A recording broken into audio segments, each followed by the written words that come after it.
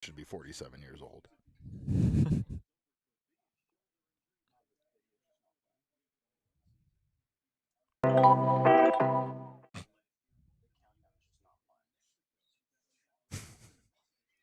Nice.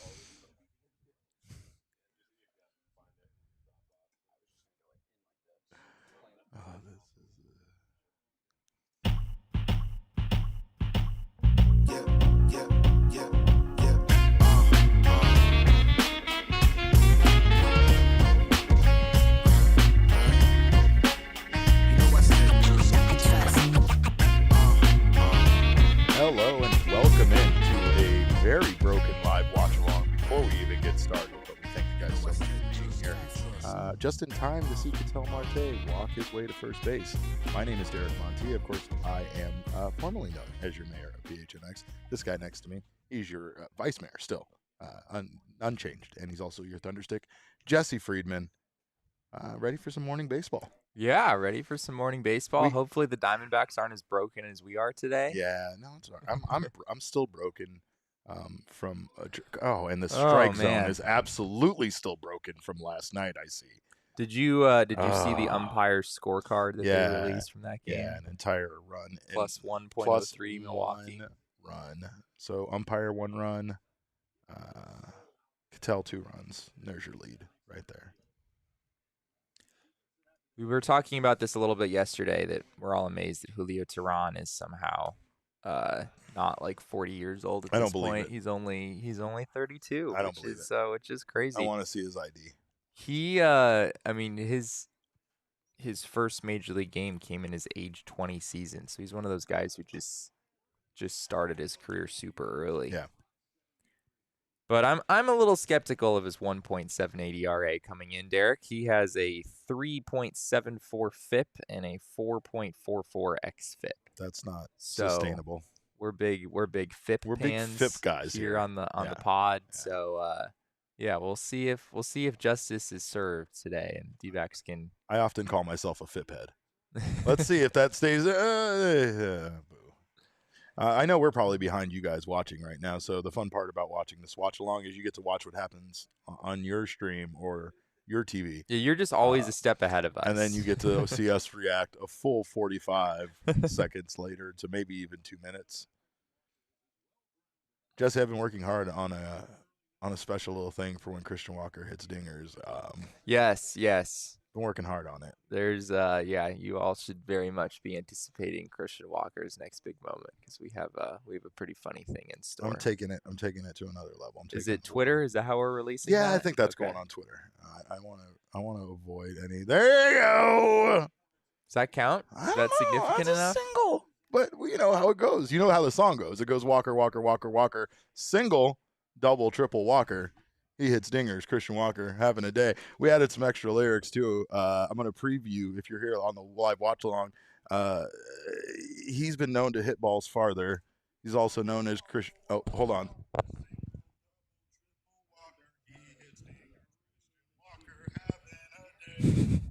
There you go. There's your preview of what's coming. Yeah. New verse, Jesse. He's been known to hit balls farther. He's also known as Kershaw's father. He hits dingers. Christian Walker having a day. Chase Field. Carter says, I've never caught a watch along. Does the camera ever get moved to the game? I'm assuming no. Yeah, unfortunately, that'd be very illegal for us to do that. So. We would love to do that. We would love to have like a little square up in the bottom corner. That would be cool. But alas. You have to stream the game on your end, and then you just get to hear us. We're just a second on the whole time. We're second screen for you. We're second screen. Maybe better commentary. I don't know, but definitely delayed commentary. Yeah, you will. Yeah, you guys generally spoil everything for us in the chat, because our cable in the office is inexplicably like 2 minutes behind all other cable TVs in the state. So yeah, you guys already know what Pavin Smith's done. Oh boy, this strike zone today is gonna kill me. It's gonna kill me, Jesse. Well, as long as it goes both ways, right? Yeah. Which it did not. It did not late in that game yesterday. Not at all. It did not. But tell you what, Carter, we will keep you informed on what's going on in the game based on our reactions and overreactions. There we go. Let's see if we can get this plane full of snakes for Emmanuel Rivera, one of the finest hitters in baseball. So no Lourdes in the lineup today for the D-backs. Pavin's DHing. Pavin is DHing, yeah, and he's hitting fifth, so he's basically occupying Lourdes' spot there too. Oh! Stop, Walker. Contreras what is came happening? Up, What came is he? up throwing. Is he okay?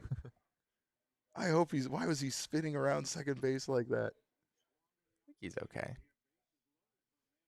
Let's go. Eastanuel Rivera. Stanuel Rivera.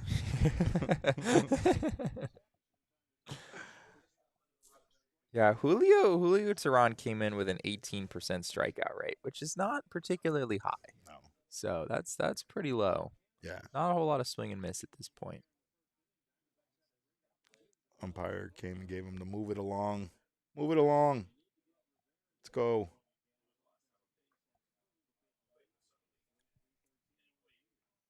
It's a big game for the D-backs here, Derek. Yeah, I agree. This is you don't want to lose 2 out of 3 to Milwaukee, and with the way that the Giants are playing right now, we didn't get to talk about them last night. They beat the Padres again. Well, dramatic fashion. That game was still going on, I believe, when we were broadcasting. Yeah, that's fair. Probably was. And they walked it off in the bottom.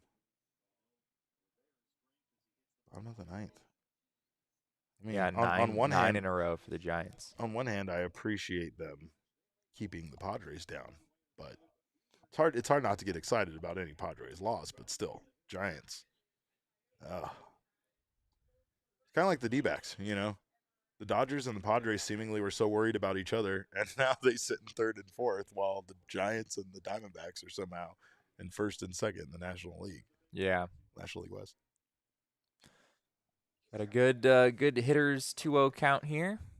Oh, Gabe says he thinks Walker fell out of his shoe. I get it. Oh. Yeah. Big opportunity. Couldn't convert. Bases loaded. It's tough. That sucks.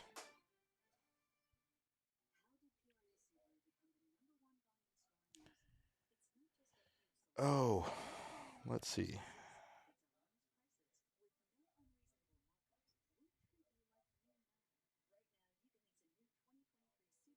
Man, Julio Teheran, he was a pretty darn good pitcher back in the day. 2014, 220 innings with the Atlanta Braves with a 2.89 ERA. That's pretty good. It's pretty good stuff.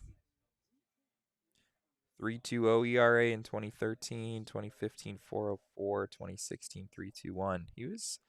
He had a nice little run there for about 4 or 5 years. Is one of the better pitchers in the game. Back when Damon was really into baseball, right? Just wild to me, like waking up from like a coma after like 8 years of not paying that much attention to MLB, and Julio Teheran is still somehow just chugging along. Next thing you know, Adam Wainwright's still in the league. Oh wait, should we tell him? He is still in the league. Next, you're gonna tell me that Adam Wainwright still plays baseball. That Miguel Cabrera guy is still floating around doing his thing. What? Joey Votto? Yeah, Joey Votto. There's another one. How about Joey Votto's triumphant comeback the other night? Did a homer, had a few hits in his first game back with the Reds. Is he back? Reds are now becoming a scary team. Yeah. What, 10 in a row now for the Reds? 10 in a row. So we've talked a lot about Zach Gallen's significant home road splits, where he is basically unhittable at Chase Field with an ERA of 1, and has been very hittable on the road with an ERA just shy of 6 on the season. So maybe he's able to get things back on track on the road here, Derek. We'll see.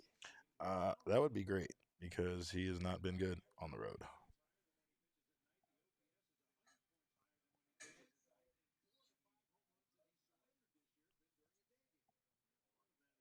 No, that doesn't bode well. Oh, God. Did you hear? I don't know if you guys heard that on the broadcast, but things are.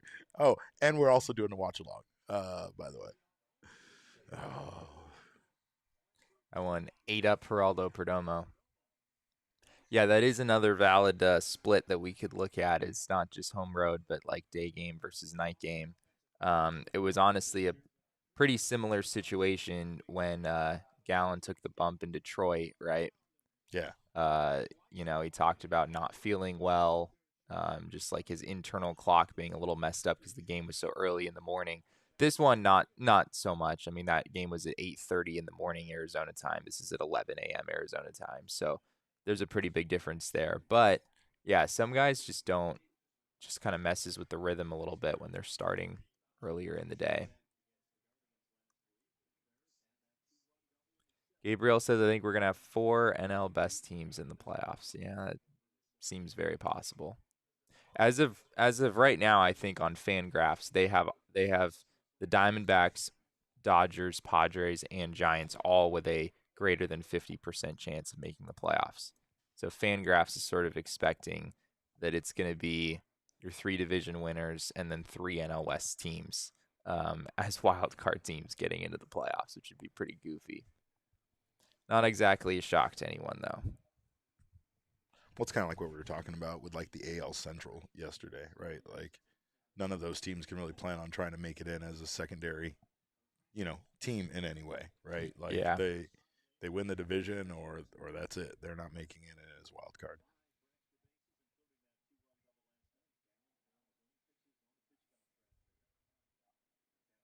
But who knows? The baseball season is so inexplicably long. And I guess with the way that these teams all catch fire, especially this season, it's been such a mixed bag of teams that have been good. We've talked about so many teams going on a streak, or so many teams winning 10 in a row, or so many teams being the hot team of the moment, including the Diamondbacks, at a couple of different times this season. But man, I mean, this is just such a weird baseball season. I don't remember a season that was this competitive in a long time. Yeah. Especially considering that a lot of the good teams aren't good, right? A lot of the teams that were expected to be good, the Mets, the Dodgers, the Padres, the St. Louis Cardinals, there's just a lot of teams that were just kind of anointed by people as being, good teams this year. And understandably so with some of those, with the rosters they put together and the money they spent during the offseason. Yeah. It's not working out that way, and it's honestly making this season a whole lot of fun. Brian says, do you believe in the Reds, or is it just a hot streak? I mean, I guess it depends on what you mean by believe in. I do think that they're a pretty good team. I mean, they've had a number of guys come up from the minors in recent weeks. So it doesn't feel like a total fluke to me. I mean, it's a pretty different roster now than it was a couple months ago. Yeah.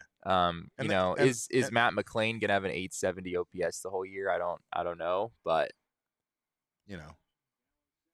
Ellie De La Cruz really gave them, it's funny because people don't believe in things like momentum and other stuff like that are kind of like inexplicable, magic. Do you believe in momentum, Derek? I believe in confidence.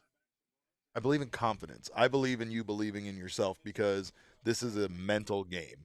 I don't know if it's as mental defensively, but as we saw yesterday with Marte, it can be, right? Like when you're indecisive and you're not locked in and you know where you're going to go with the ball, you make bad plays that end up costing your team the game. And that's what we saw yesterday. This team does not, or has not, made a lot of mistakes this year. And when they do, they don't win those games.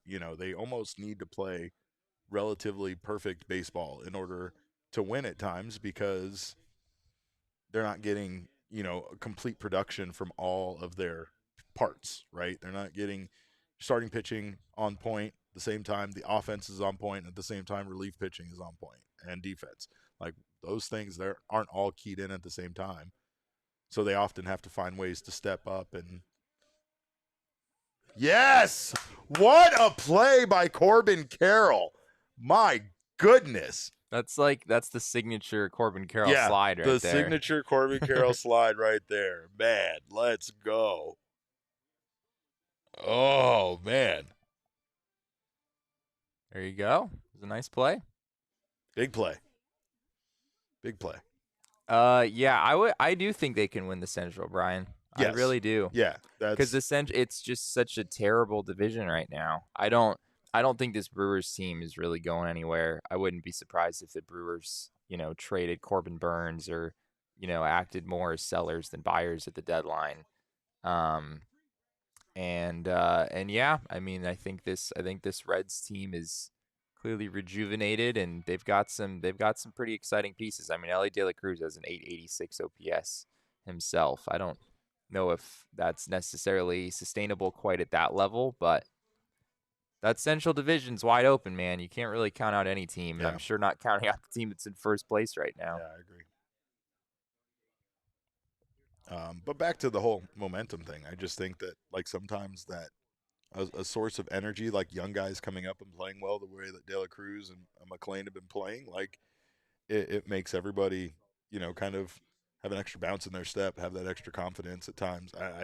I don't know what it is, but that I think that's real. I really do think sometimes when, things are going well for the team, I think when the clubhouse is kind of galvanized and the team's coming There's together. A good word, galvanized. I love that because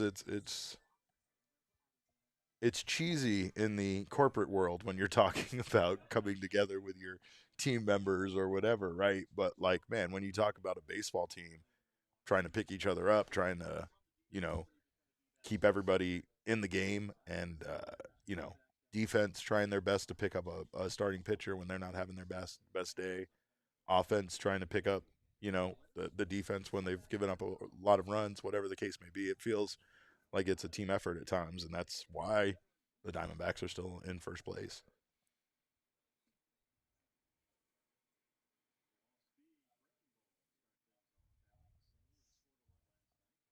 Alec Thomas 3 for 8, Derek, since coming back. He's a new man. Can't hate that, but love to see him get some hits today. Oh, come on. Hustle for the ball. Gotta make a play. Ball girl.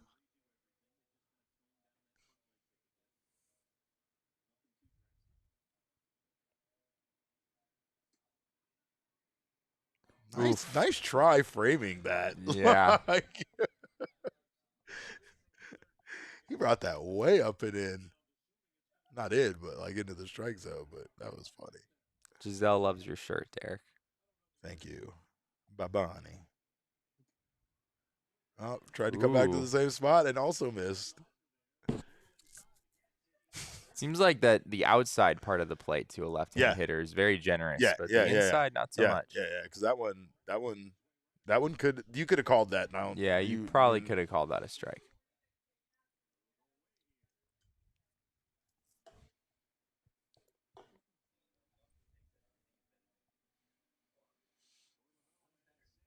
What? In Canada? Ooh, I don't know about that, man. Have you ever seen Canadian bacon, brother? I'm not talking about what we call Canadian bacon. Right? I'm talking about real Canadian bacon. Look up real Canadian bacon. Sorry, you might be wrong on this one. It's like a goddamn pork chop. He wants the inside so bad that he refuses to give up on it, right? And I appreciate his effort, but I don't think he's going to get it. He's been working it, though. Alec uses his timeout. I want Alec to just have, if he doesn't get a hit, a 15-pitch at bat. That's what I would like to see. I don't know, because I sat down and I'm going to remove you from my favorites so that doesn't happen.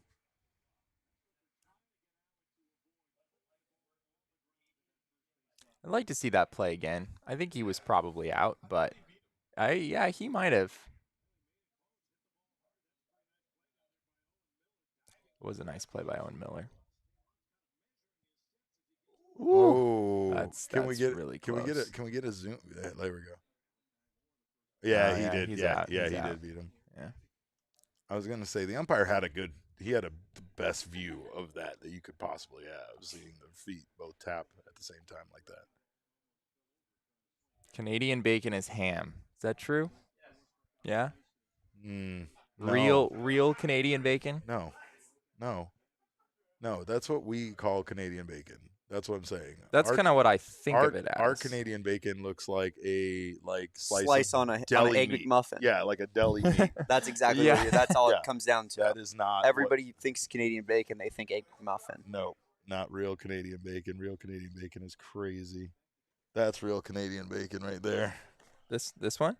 No, this one, like right down here, the thing that looks like goddamn pork chops. Yeah, that's like what when you order it in like a restaurant in Canada, that's what comes to your table. It's incredible. I don't know what to tell you. I bet it's pretty gas. It's amazing. But what we call Canadian bacon is not, I promise you. For the record, I do like ham. I don't want to make this sound like we're hating on ham. We have nothing against ham. I'm not a big fan of ham. Really? Not a huge fan of ham. Derek. I will eat it on a sandwich, I suppose. Oh, don't even. Don't even. That's tough. Don't even. Can we see that again? Oh, yeah. Yeah, I mean, he definitely went, but it was because he slipped and like kind of spun. Yeah, I don't think he was really. I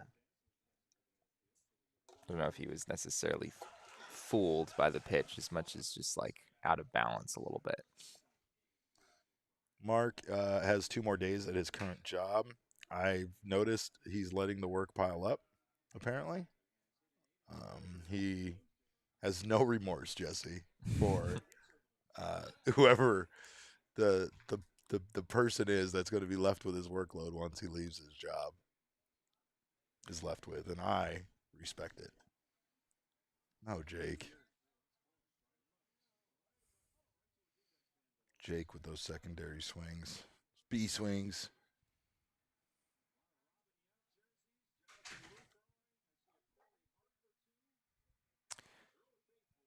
You know, for some guy that doesn't really think that he looks good with the mustache, he's keeping that mustache for an awfully long time. Yeah.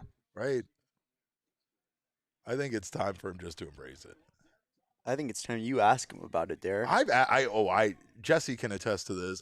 There is not a time where I see Jake McCarthy where I don't talk to him about his mustache. You got to frame it exactly like that. Yeah, you know, Jake, for a guy who says he hates his mustache. Yeah, you really kept that going for a minute.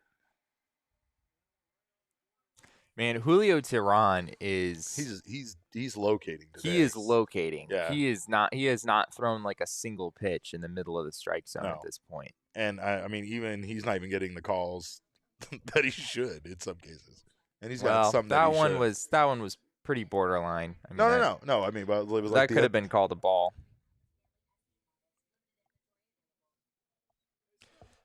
I do have to say that Zach Gallen's fastball velocity was down a little bit there in the first inning. So Gabriel says 38 pitches through 2 innings is pretty damn good. Is that how many Teheran has? Yeah. Teheran has? Oh, that's good. Yeah, that is true. The D-backs hung in there against him and forced him to make a lot of pitches because he did miss some of those edges like we talked about. But he's not making mistakes. It's going to be tough to do a whole lot of damage with where he's locating pitches right now. Jesse, I need to get a Snoop's Munchie meal. I'm not gonna What's lie. a Snoop's Munchie meal? It was just the commercial that we missed out on. Oh, okay. Talking about baseball. Okay. You know,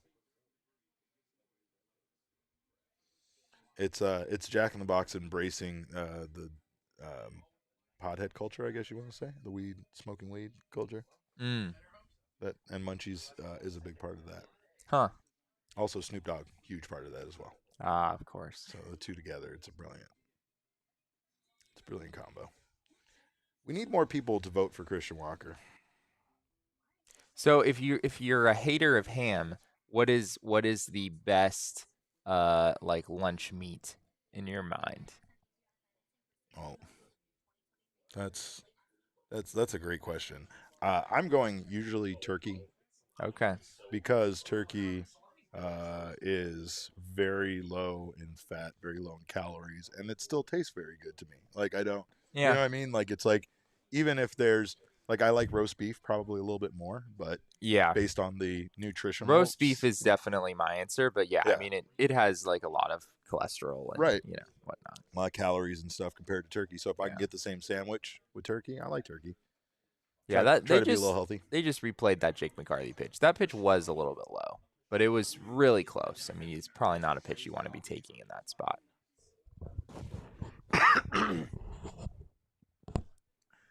We got a little bit of an AI controversy today, Jesse.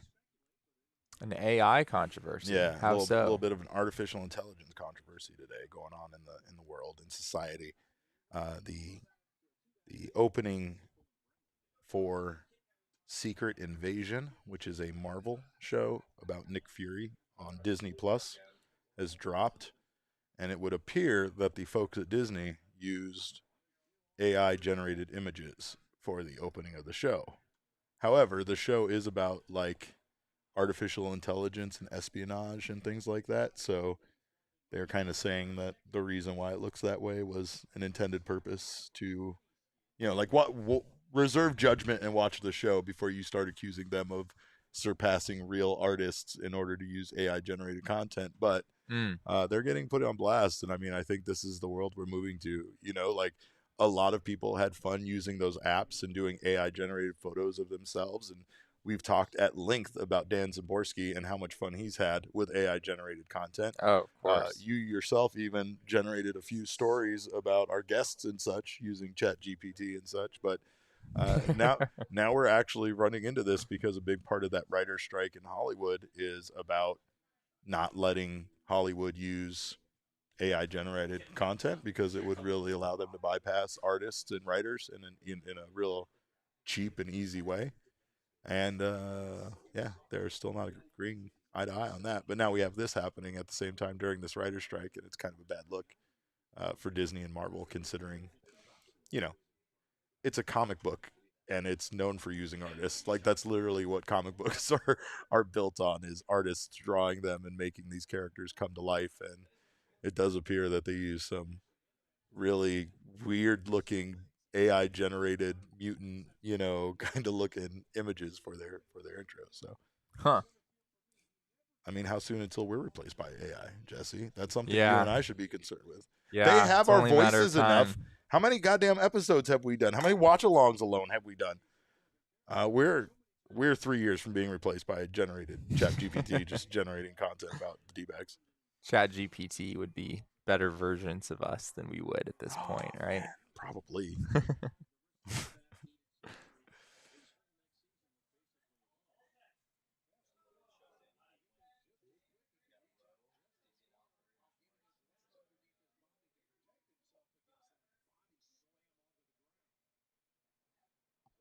Gabriel says that opening credits scene is so bad. Is that a changeup? Right away. Did Zach Gallen throw a changeup? Oh, Jesse's so excited about this. My gosh. That was the first changeup he's thrown this game, and he got a whiff.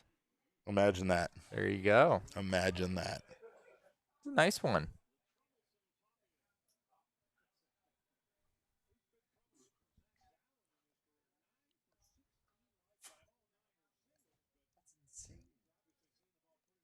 Toppy is 9 for 16 career against Zach Gallen. Yes.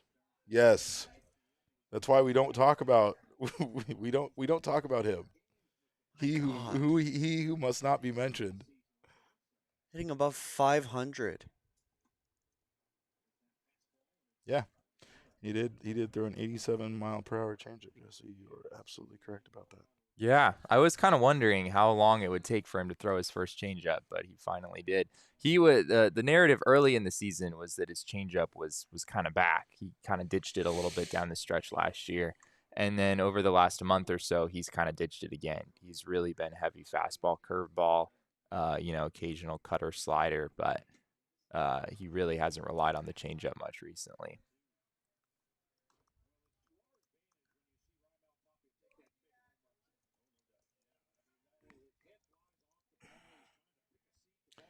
So, there. Emojis are back. Jesse, emojis are back on Twitter, on the computer.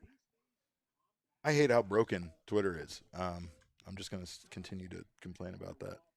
Look at Zach Gallen. What an athlete. Yeah. What an absolute athlete. He really is, yeah. My God. The D-backs I think he could beat Tapia in a foot race. I really can. I really think he can. The D-backs have a few pitchers who are really good defensively, and Zach is the best one. Yeah, I love it. The other one is Zach Davies, is a pretty good. Oh, are we not defender out there? Are we not even going to talk about the fastest man in the world? Oh, Dre Dre Jameson. Jameson. Yeah, Dre Jameson. They literally have too. the fastest. I was kind of thinking pitcher. starting pitchers, but yeah, Dre's a great athlete too. Great athlete. The man beat Corbin Carroll in the foot race. And yes, I did see the 95 on that last pitch. Gallen was kind of hovering around a 92-mile-an-hour average with his fastball for a while there. He back though. It's one of those Zach Gallen performances where he kind of is getting stronger as the game goes on. Yeah, I right? kind of wondered. Yeah, he's up to 92.5, and yeah, that one was 94.7. So we're trending in a positive direction there. It's a little down, but it's not as down as it was in Detroit. And he has thrown a whole lot of fastballs, Derek. He has thrown 19 out of his 25 pitches or four-seam fastballs, 2 curveballs, 1 changeup. Those are his only out pitches in this game.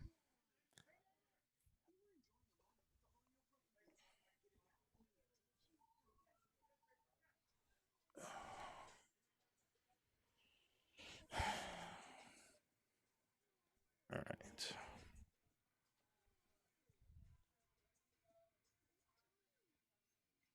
Tomorrow's the weird day, Derek. Tomorrow is the weird day. The Diamondbacks are inexplicably playing a game in Washington, D.C. before moving on to San Francisco on Friday. That sucks even more now because we talked about the Giants and how well they're playing, and they're going to be at home, well rested. And meanwhile, the Diamondbacks are going to be taking the shittiest road trip over the next 3 days that you could possibly imagine. Yeah. Like flying from Milwaukee to Washington, D.C., playing one game, then getting on a plane that afternoon in D.C. and flying all the way across the country. At least they make up time going to San Francisco, so they'll, they'll fucking probably land like 2 hours after they leave as far as time-wise goes, flying across the country. Yeah. But they're still just going to be completely exhausted. Right. I slept for 13, 14 hours, Jesse, just to make up for my lack of sleep for one night. And I'm still a broken man. I'm still not whole again.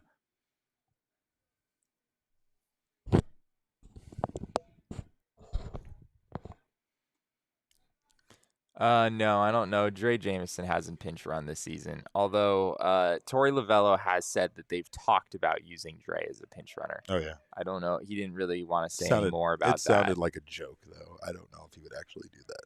Yeah, it's a little hard to say. But, I mean, in like an emergency sort of situation, sure. I mean, and on a day where they weren't intending to use him at all out of they the were bullpen. out of position players for some reason or something, and yeah, if he wasn't available to pitch in the game, then I wouldn't say it's impossible. That was a good pitch, but caught more of the plate than he has been catching. Yeah, that's about the biggest mistake that he's made in the 3-1 count. He's been pitching that inside, though, a lot. It was... Oh. Well, he got over there pretty quick that time. Yeah, he did. Pitch counts at 44. So, I mean... they're seeing some pitches. I mean, these are decent quality at-bats, but not much damage being done at this point.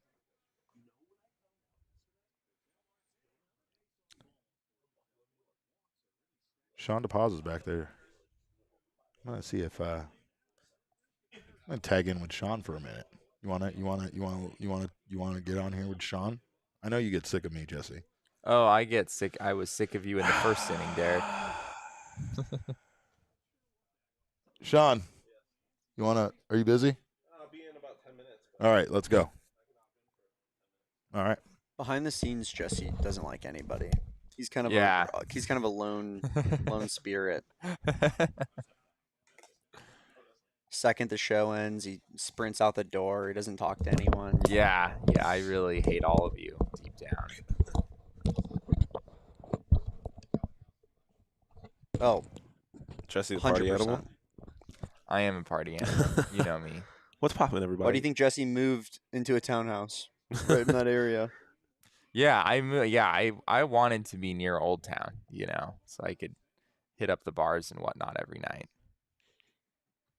That's where he was last night. Yeah. What do you guys think I did after the show last night? Tipsy Tuesday. Tonight's Wine Wednesday. Oh man. Been completely unrelated, but the LSU women's basketball team is playing Colorado in Las Vegas this fall. Oh, Cattell got hit. Sprint. Yeah. Sprint. I think he only does it when he walks. He's laughing a lot.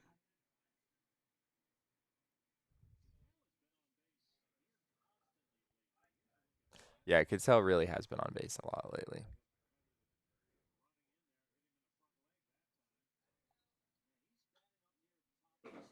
I feel like it's a matter of time before Cattell charges the mound this year. I really wish he had in the first game of the year. Woo. Cut it very close with the pitch timer there. I think Tehran had about a half second to go when he delivered that pitch.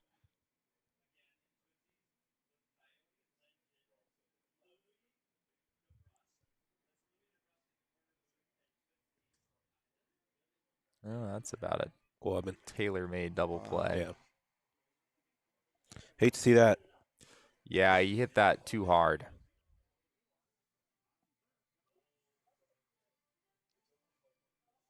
So, Sean, do you have memories of Julio Tehran as an Atlanta Brave from back in the day? I mean, who doesn't? Yeah, right.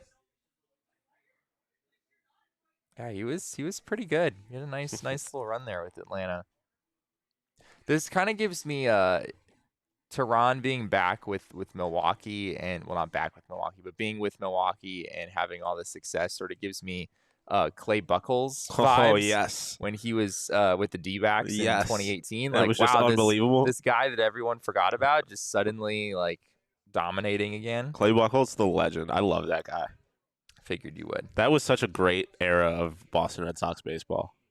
And by great, I mean really frustrating, but fun. He was pretty unreal there for a while, right? I mean, him, Josh Beckett. 2010, a 2.33 ERA, 17-7. He never really struck anyone out either. I never like fully understood how he did what he did. 2013, he only pitched half the season, but he was 12-1 with a 1.74 ERA. Pretty crazy. Josh Beckett, 2011. Josh Beckett, 2.89 ERA. Yeah, he was really something too.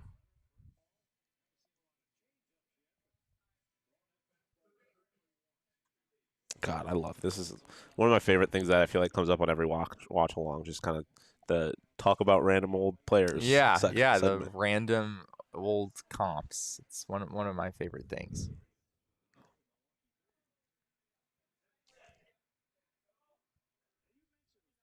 Josh Beckett was a second overall pick. That's crazy. Yeah, I guess so. Have you experimented at all with the Immaculate Grid game, I have. Sean? I have once. I haven't played it yet today. Yeah, it's pretty addicting. I'm not gonna lie. I'll have to get into that a little later because I love. What's the concept? It's you've seen the grid games on. Where you have to like pick a you have to mutual pick player? yeah. That's literally all it is. It's it's just have a a game 3 for it now. It's fucking awesome. 3x3 grid. Yeah, it's kind of Wordle-esque, where you can like share your results and The first everything. day I It was did literally it. made for Jesse Friedman. Pretty much. They had like yeah. a picture of Jesse up in the room when they were coming up with the coding program for this, and they were like, "This is the guy we're making this for." I wasn't paying attention and realized there was a limited number of guesses. So I made that mistake my first time I did was it, just I was kind of throwing people out there. So I did 9 the same spaces thing. and 10 guesses, huh? Mm-hmm. No, it's 9 spaces and 9 guesses. That's pretty tough. So yeah, you can't. If you make a mistake, then you're just gonna have to leave something blank. It's pretty So tough. you better go with your surefire ones first. I'm gonna do this, but I'll do it silently so that I don't spoil it for anyone in I the chat appreciate that. who wants to participate. I'm gonna- People were like, the other day I saw someone post their results on Twitter. I was like, you can't. That's like a can't posting do the that. Wordle word. Yeah. There's a reason that they have the little thing where you can like, they use emojis to show like which Mhm. ones that you got and which Yeah, ones you didn't exactly. get. You're not supposed to reveal what, but it is cool because you can obviously do it with different players. So, everyone's will probably look a little bit different, Mhm. and it shows you afterwards like who the most common pick for each spot was. So yeah, it's really neat. Did you see that Mike Trout was on a podcast with Mookie Betts? No. And they were talking about the World Baseball Classic, and Mike Trout said that when he was facing Shohei Ohtani, it was only the second time in his career he's ever gone into an at-bat trying to hit a home run. The other time was when he hit for the cycle. Really? And so he said he went into that bat against Shohei trying to hit a home run. That's funny. Which seems like the worst strategy in that situation. It did not work at all. That was a pretty electric moment, though, when they faced off. I love international sports. Women's World Cup coming up soon. U.S. in the International sports is pretty cool. I do love good international sports. It's just the passion level is just a little different. Mm-hmm. U.S. women's in the group of death. Alec got a good read on that. Yeah, he's just really good at that fielding thing. He's clearly the best. When you just like watch him, like that read was great. I thought he had a chance at that ball, and that's a really hard hit baseball.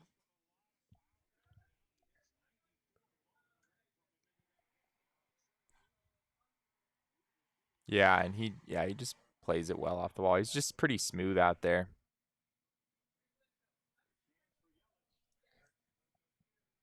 Really, any of Jake Corbin and Alec can play center field, but I agree. Alec is just the most refined in that spot.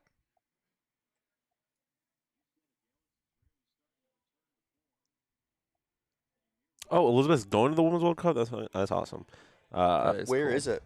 I forget, actually. I feel like I was just... Elizabeth, where is it? But I know that the U.S. is in what... I'm not going to sit here and pretend that I'm, like, super read up on international women's soccer, but... Just call it the group of death. In theory, the group of death, Portugal, Netherlands, and Vietnam, which, I mean... Everyone knows Vietnam. Everyone knows Vietnam, international women's soccer powerhouse. But no, Netherlands and... Oh, that's right. New Zealand, Australia. That's so really dope. Cool. That's so dope. That's cool. That seems like a great... They need to have a men's World Cup there. That seems like a great spot for or an Olympics. Summer Olympics. I'll give you my group of death. I'm going to look this up. All right, where's Derek Montilla? I have to go. Oh, yeah, well, good luck with that. Show. Derek. Oh, he's... I think I saw him go into the kitchen around the corner. I think he said something. Japan and Spain in a group. Ooh, that is... Canada and Australia in a group. That is a real...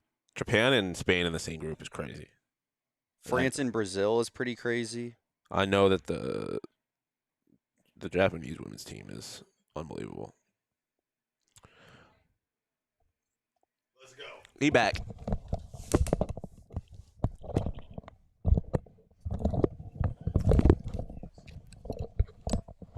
Let's go. It's a big strikeout. That is there, a huge strikeout.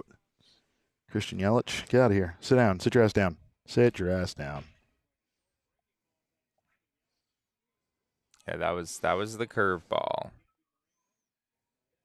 And he threw a changeup the pitch before that, Derek. He's like actually throwing changeups. It's starting to happen, Jesse. He gets it. He's doing it. He's doing the thing.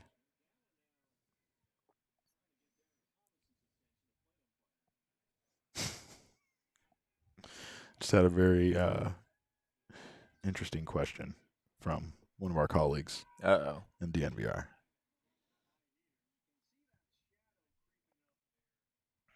Are you gonna say what it was, or are you just gonna leave it at that? He wants to know if I'm a wrestling promoter. I guess I'm giving the impression. I am a wrestling commissioner. I'm a pro wrestling commissioner. It's my job to oversee a wrestling promotion and to make sure all rules are adhered to. All medical staff is on hand. All wrestlers get to where they need to be at times. What kind of rules are we talking here? Oh, all sorts of rules. There's all sorts of rules. No eye gouging, no fish hooking, no sticking your fingers up someone's nose. The only rule is there is no rules. Yeah, I got to go around and check everyone's pro wrestling license, make sure it's up to date, make sure it's not expired. There's no way that's a thing. Make sure they all have individual insurance. They all have insurance. They have to all have their own insurance. There's no way you people are this rational. I don't believe that for a second. I got a lot of stuff to do. I got matches to make. I got to make matches. William Contreras when he misses Contreras. a pitch, he is not a happy I thought man. he was about to spike his bat on the Contreras. bat. I think he it broke looked his like- bat yesterday after flying out, if I'm not mistaken. Yeah, that was big for Zach Gallen there. Runner at second, 1 out. He's able to work his way out of it. I mean, hypothetically, if he lets go of the bat there, he's tossed, right? That close to the plate, slamming your bat on the ground like that. I don't think so. They because let them be pretty demonstrative when Yeah, it comes to you're striking just frustrated out and at stuff. yourself in that Yeah. moment. You're not like frustrated. If with the umpire. if you smashed it around and then turned around and called the umpire a goddamn idiot, then yes, you're gonna get tossed, right? Yeah. Why do you even have this job? I just think that I think there's a threshold for how high you reach up, and I think he reached that threshold when I think he came up real high. I think that's a tossable. Yeah, I mean, like, I guess there comes a point when you're like putting people in danger. Like if you're gonna slam your bat on the ground. That's fair. Yeah, like That's fair. yeah, there is a reasonable You're bound just taking there. it and throwing it at the other dugout, you know? And then you turn around and go, "Oh, I was just mad at myself. I was just mad. I was just frustrated. I hit the catcher with my bat because I was mad at myself."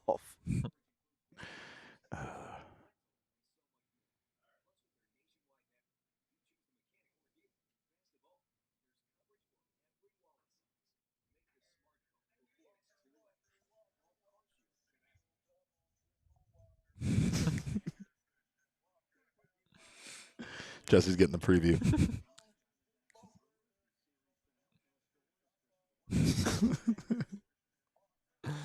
Oh man, It's a masterpiece.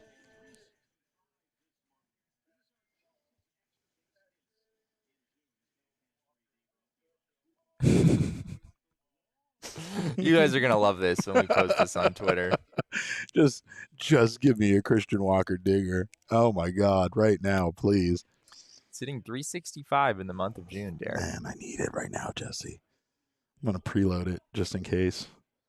It's already happened. Whatever is happening as bad has already happened, I feel like. Oh, 88 miles an hour that was down the first bad pitch Julio Teheran has thrown in this game.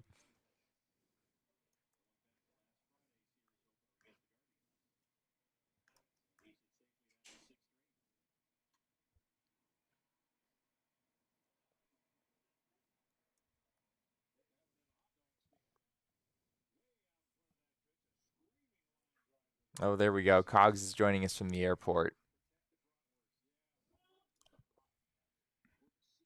That's a great way to like spend a summer, Yeah. right? Like travel to a yeah. ballpark you haven't been to before. Yeah, I can attest. It's Catch your team there. That's literally what me and my parents have done like every summer of my life, essentially. Really? That's I'm going awesome. to Atlanta in July to go watch Braves. Oh, come Wow. on. You robbed me of the joy of posting this online. You guys are going to have to wait. Julio Teheran out here giving a standing ovation to Yep. that was an impressive. That was a really good impressive play.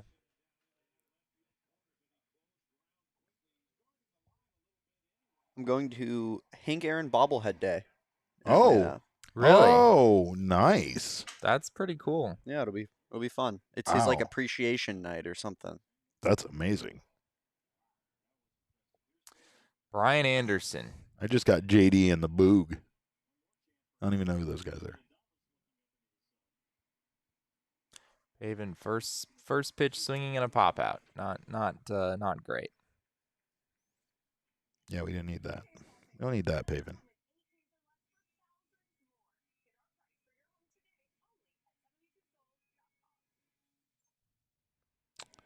Christian Walker.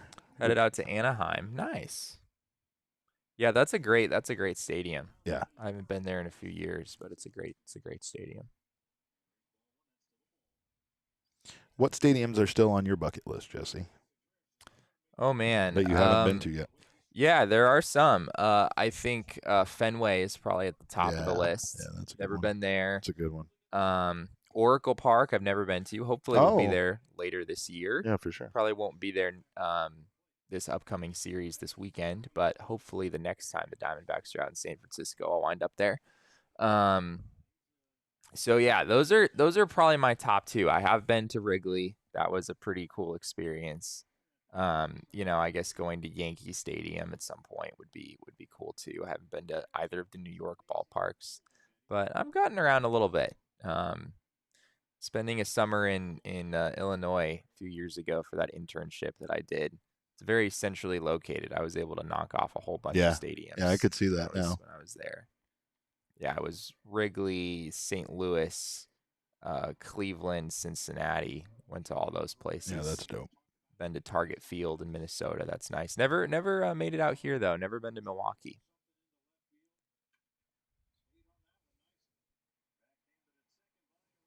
Oh, Christian Walker would never. Christian Walker would absolutely never miss that play.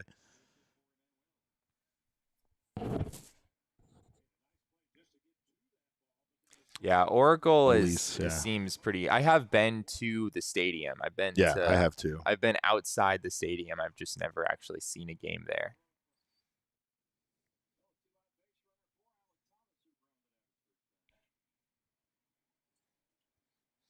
There's just something impressive about outdoor ballparks to me. Like I live my life in an indoor ballpark, so when I go to like an actual major league outdoor ballpark, it's just that feeling I felt when I walked into Fenway or into Wrigley Field was just something I'll never forget. I like gasped. I was like, yeah. Oh my God. Yeah. Like, it's really one of the best things about baseball is that, it's predominantly played in the summertime. It's outdoors and it's green grass. Yeah, it's beautiful. Yeah, it's just different than other, like, all due respect to basketball, but NBA arenas, they're just buildings. Like, they're all the same. There's nothing special about them. You get some that have better light shows or better, Sure. whatever. I mean, the Suns arena is great after all the renovations. The renovations are incredible. But it's still just it's a building. Yeah, it's just a basketball court. Like there's only so much uniqueness you can have. Whereas in baseball, one of the best things is just how all of the unique characteristics that every ballpark has. And there's very few things that they have to actually have in common. Yeah, right. Yeah, it's pretty wild. Like you would almost think as like if you were an outsider to the sport, you would almost think that they should have the same dimensions at every ballpark. Yeah. Like, could you imagine if like one basketball court had different dimensions than another? Like that's kind of madness. I kind of like that about baseball. We put our hoop in the corner. Did you guys want to hear something? I don't know if you guys know this. I found this out not too long ago, which is shocking for how big of a fan I am. But soccer pitches are different sizes. Really? Yeah, they're all like there's big pitches and small pitches. The bigger teams, they like to have bigger pitches and they expand them. And I don't know why this is like a thing that's not regulated, but like you're allowed to make your pitch as big as you want. Right. Like if you have an athletic team, you can the bigger teams want more space to open up, whereas the smaller teams get really small pitches so that they can close up all that space. It's pretty interesting. It's interesting because that definitely gives them an advantage. Yeah, and you play into like when you buy players, like your strategy changes with like that kind of stuff. Kind of like the Yankees have that short porch and they get a bunch of lefty power hitters. Yeah. Similar, I guess. It's pretty interesting. Yeah. Yeah, PNC is up there too. I'm with you. Cogs, that would be another one. I've heard that covering games to PNC is interesting because I think the press box and like the radio booth and everything are way up high. Yeah. Which can be kind of a cool effect, but it's not necessarily ideal for like watching a game and being able to see what's happening. I don't know what to do with my mic when I need to cough like that. New Yankee Stadium has the most comfortable seats I've ever sat in at a baseball game. Even the upper deck sections have cushioned seats. Wow. Whoa. Yeah. How fancy. You need to develop a stupid park with like 400 feet to the corners, but 350 to center field. It's like a W, like the logo or something like that. That is one of the best things about. And I haven't even tried this myself, but I believe the MLB The Show game on PS5, you can like custom make your own ballparks, right? You can. And I haven't done it myself at this point. but I'm very much looking forward to building like the stupidest looking ballpark. No, that I and that's why I possibly could. love playing Polo Grounds too on that Yeah. game, because Oh, it's yeah. just so Great. fun to just hit 250-foot fly balls for home runs and 500-foot line drives into the left center gap for inside the Parker. Fantastic. All right, Jesse, hold on 1 second. I need to grab a neutral. Is it after? Oh. It's afternoon. I can drink now. There you go. It's Is 5 that o'clock what you're somewhere. waiting for?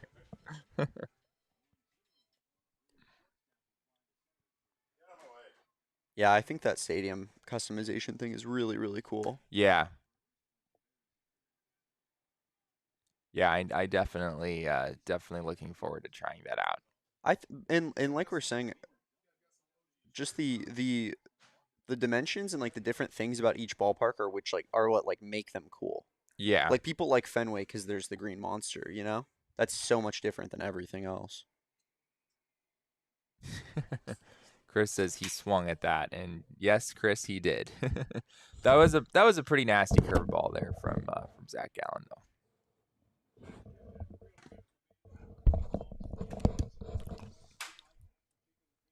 Yeah, it just dropped right off the table. It's easy to mock him, but when you're looking at 95-mile-an-hour fastballs, and then all of a sudden that comes at you. Yeah. Yeah, because of that Nationals game being added in. Yeah. And we were talking about it, but it's just the worst. This is the worst 3-day travel schedule you can imagine.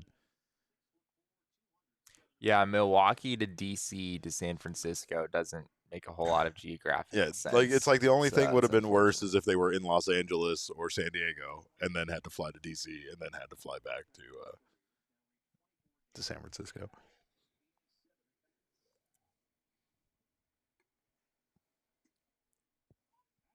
That was a nice pitch right there. There you go. That's a good pitch. Yeah, why is Zach getting always getting morning games? Because the league's trying to hold him down. That's why. The league is trying to hold him down. Rowdy. Above Christian Walker in voting, by the way. Today is your last day to vote for the All-Star game, by the way. Yeah, the end of phase 1, right? Yeah, make sure to lock it in. There's the Munchie Meal, Jesse. Look at that. All right, so we've got a taco, and wow, that was fast. I didn't get to actually analyze what was happening there. This is what, if you want to bitch about the pitch clock, there's your problem with the pitch clock. There's not enough time for the little Jack in the Box pop-up ads. Yeah, I didn't get to see it. Like, it looked like a chicken sandwich of some kind, but like on a hot dog bun or something. I don't know what's happening there, but I'm willing to give it a shot. I realize that with replays. We don't get replays as much anymore when you're watching a baseball game because of the pitch clock, I feel like. You got to give me more effort there. Look at Jake with the Pit Vipers and the mustache. Like, this is going amazingly Jake's well. got to scale the wall there. So well. Now I need him to rock a zebra print headband. Yeah? Something like that. I could see it. Speaking of headbands, Jesse, do you want to explain what these purple wigs were in the clubhouse that I missed out on? That they were, or were they mocking my hair? Was that my hair? Yeah. It had nothing to do with Lourdes. Okay. Yeah, your hair started a trend, and so they all wanted purple hair. Those look like team issued wigs. Am I right? Am I right about that? Yeah, it appeared that they were team issued. Potential giveaway items, perhaps. Wouldn't rule it out. Yeah, I guess that would be possible. All right. But yeah, or available in the team shop as like something you can buy and wear. Either way, I'm getting one. Dre Jameson told me that his was a little too big, and so he was wearing it for a while. But he said he has a small head and it just didn't really fit. I have a gigantic head. Do you need one, Derek? You need one of those. Yeah, The purple hair on your head isn't good enough. You need a fake purple hair. Yeah, I don't have the kind of coverage that I once had. You know, when you talk about like the field and how much grassy coverage that a field can have. The lawn got mowed a little bit too much. I'm looking a little bit like the Warren Ballpark in Bisbee, right? It's dry, it's patchy. You know what I mean? It's not great. So what was the name of that Bisbee baseball team? The Termites? Oh, the Bisbee killer termites, by the way, termites. which is apparently the nickname of Doug Stanhope fans. But there was a baseball team that existed at one point that actually played games at Warren Ballpark. But it sounds more like they were like a rec league level and not actual athletes. But still, there are games that are still played in Warren Ballpark. And the Killer Termites is not only an incredible name, but it was an incredible logo. It is a termite holding a shotgun, which sounds like a killer termite to me, if you're asking. Yeah, me. that's kind of terrifying, Yeah. honestly. Termites are already scary. I Right. don't need them carrying weapons. Carrying Come on now. Arming them is excessive. It's like in the Scottsdale Scorpions, right? Right. Like the Scorpions are already nasty and terrifying. We don't need to turn them into like have them actually carrying weapons and whatnot. It's overkill. Yeah, an armed scorpion. Yeah, and if you ever see an armed scorpion in your life, just run. Man, yeah, just run. Get out of there ASAP.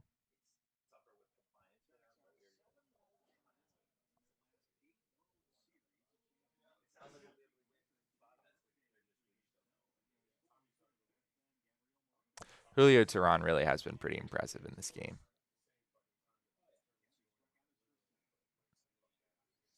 Cogs is making a push for Alec Thomas. I'm afraid that you're going to be unsuccessful with that push, Cogs. I just need Lourdes and Corbin in, really, at this point. We think Zach Gallen is a shoo-in. Merrill Kelly might be on the bubble, but he might be in, too.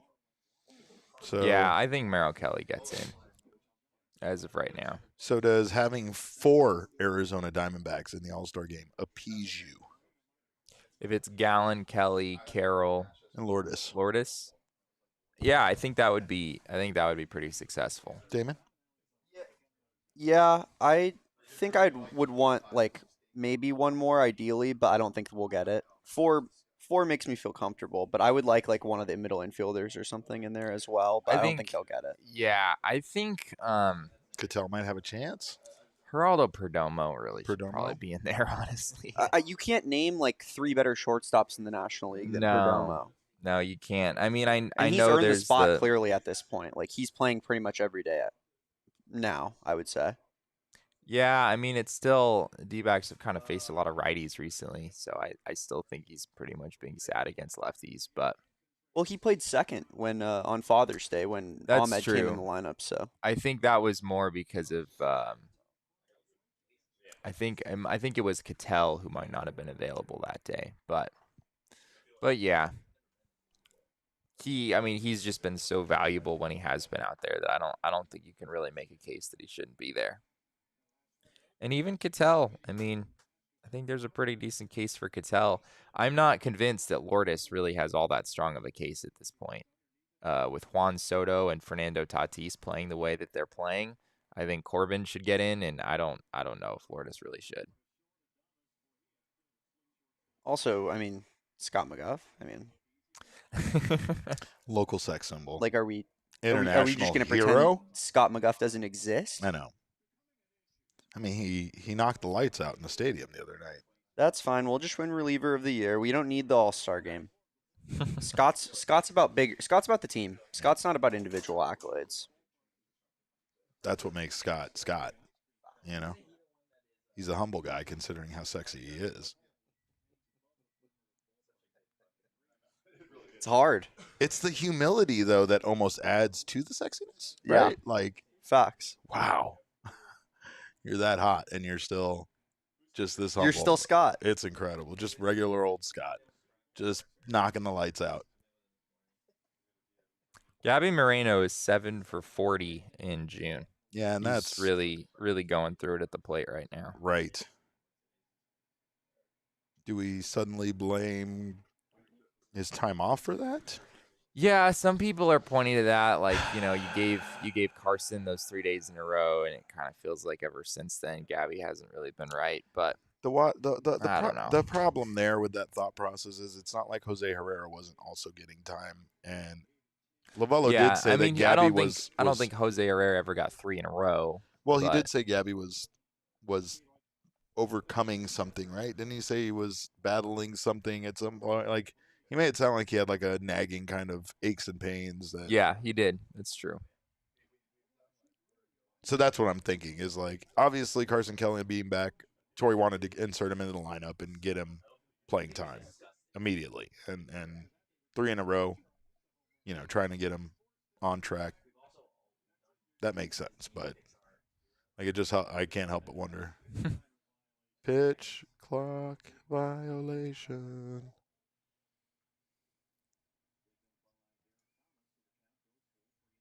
Yeah, he's been kind of cutting it close the whole game. Yeah, He's run it down to like 2 or 3 seconds a whole bunch of times.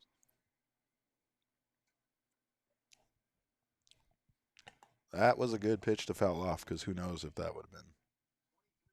Yeah, you don't want to let that go by.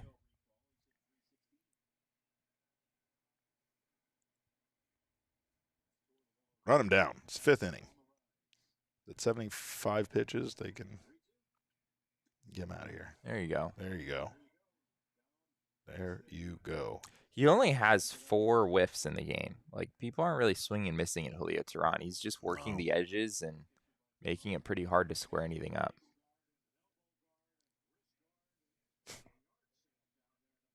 Let's see if Geraldo can further his all-star case here.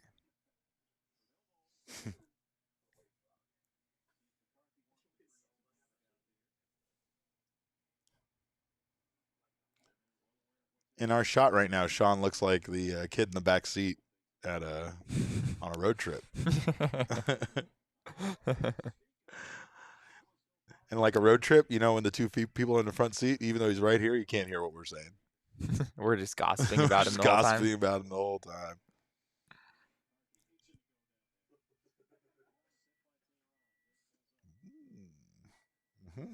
Wheels coming off a little bit here, Derek. What do we think? It's time. It's time.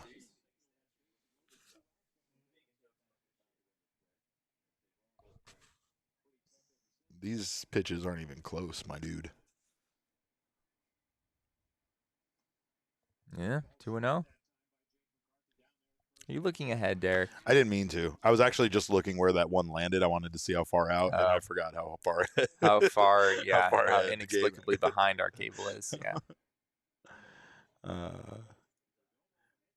But I only saw that one. That's the only one I saw. I didn't see more than that. There was another pitch that was incoming, but I switched it fast. That one. That's also a ball. Jerry P. Let's go, Jerry. People said if we call him Jerry, we have to call him Geraldo. I'm fine with that. We can live with that. I can live with that. Oh, boy. Oh, boy, Jake McCarthy. How many steals does he have? A lot. I think that's 13. Yeah, I wanna 15. say. 15. He has Wow. 15 steals. Which is impressive because he spent like a month in the minor leagues.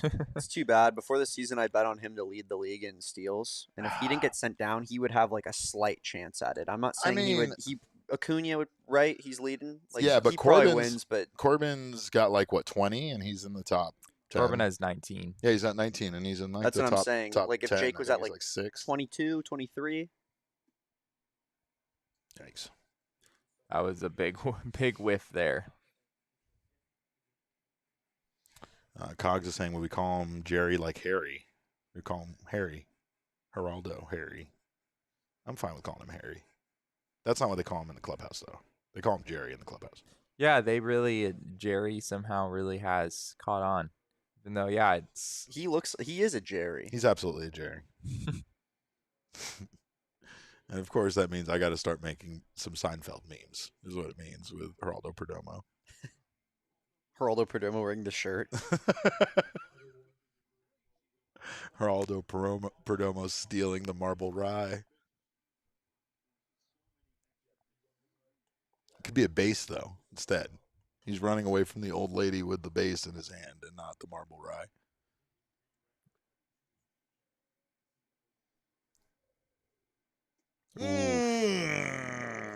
That's tough. I mean, that pitch is never even close to the strike zone. It's a rare chase there from Geraldo. Well, and that had some pretty good fade to it. That was a nice pitch. Yeah, it was. Oh, boy.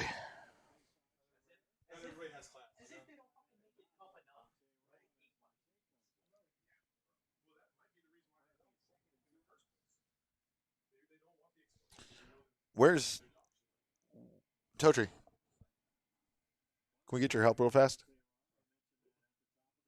What do we need Tochi's help for? He's got to come stand in the spot. Oh, right. Okay. We negotiated for this, Jesse. Right.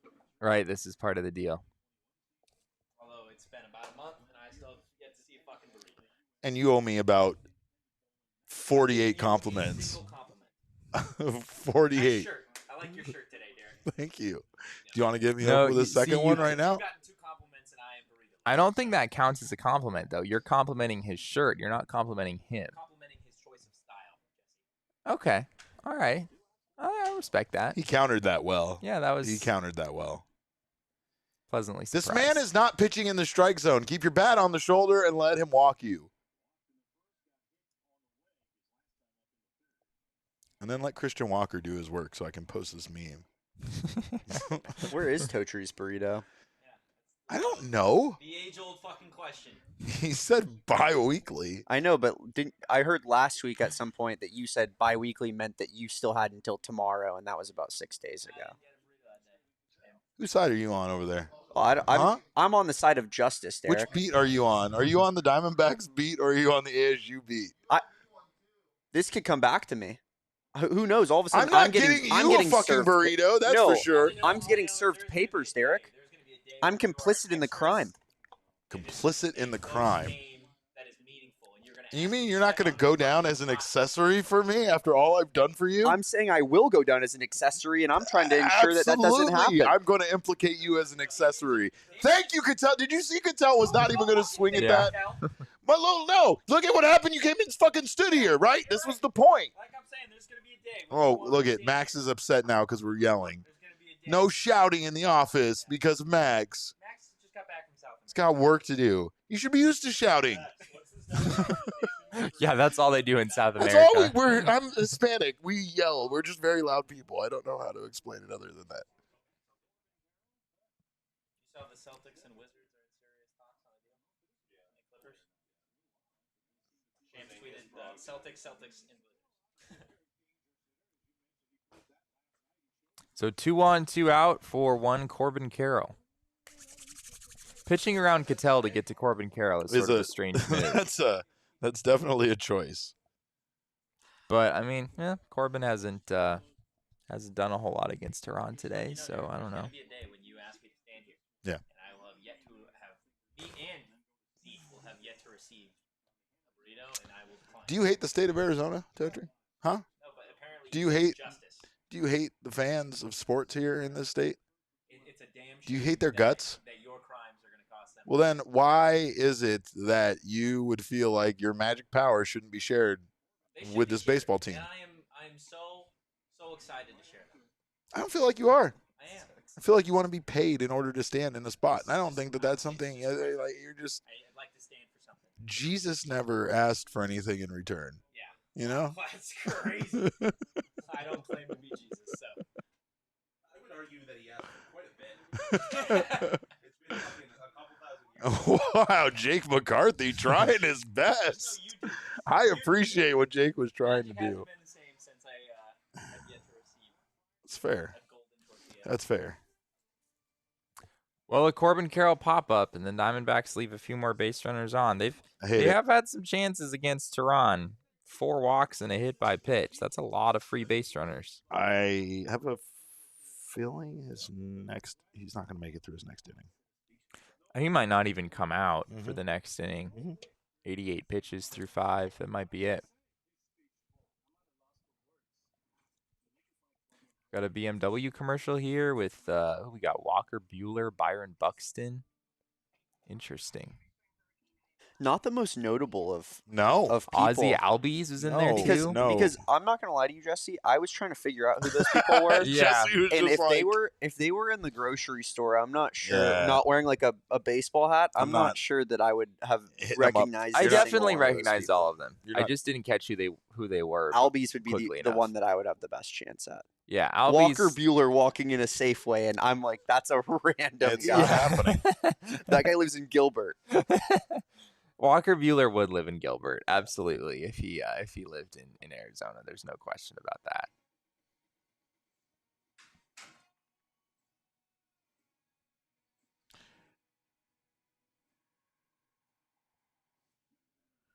Oh boy.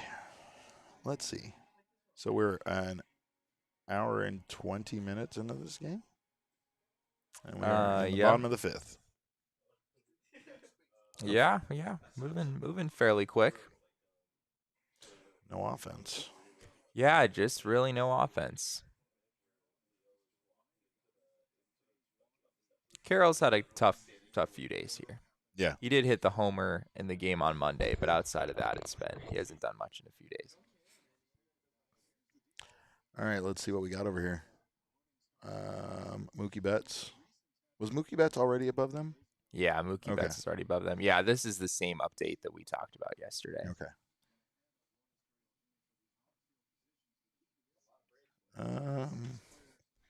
Did you vote today? Did I vote today? Yeah, did you vote? No. I You did not probably vote today. should. Okay? They need all the help they can get. I'm gonna That's your job, Derek. I'm going to go vote for him right now. You do that. And Jesse can only vote for Oof. baseball writer awards. That's a tough call. That should be an 0-2 count right there.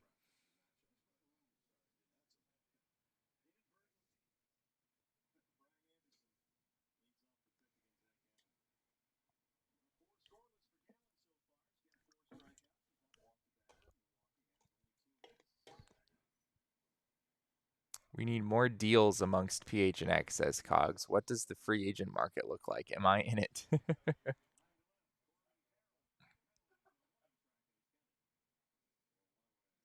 We've scouted. We're always scouting, Cogs. We're always scouting. One day Cogs is King Snake, and the next His day head's you really want- big you right want- now. Yeah, Yeah, his head's really big.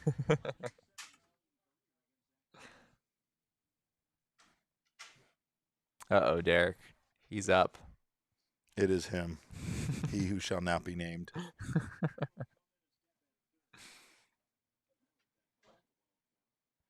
It's funny that Josh Oh wrote my gosh. He's hitting 529 against Zach Gallen. the highest amongst any hitter in the history. And he hits a home And run. he hits a home run. Oh my fucking god. Oh my gosh. Oh my god. Raimel Tapia against the Diamondbacks. I don't understand, Derek. my I God. don't understand how this narrative is We still just a thing. said he who shall not be named. How does that happen? It's one thing if you're a good baseball player. The Red Sox let him go, and then the Brewers randomly pick him up in time for a series against the Diamondbacks, and he hits a home run. If Tapia and Belt traveled to each team the D-backs played, would the D-backs go 0-162? Shut up. You think you're so funny over there, I'm pretty sure. Damon. I'm pretty sure.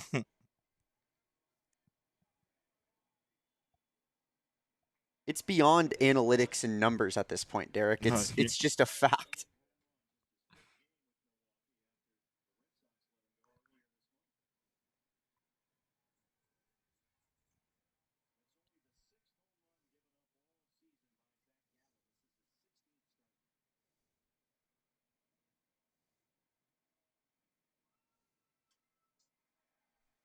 Wow. Wow. That was impressive. Vote for Jerry P.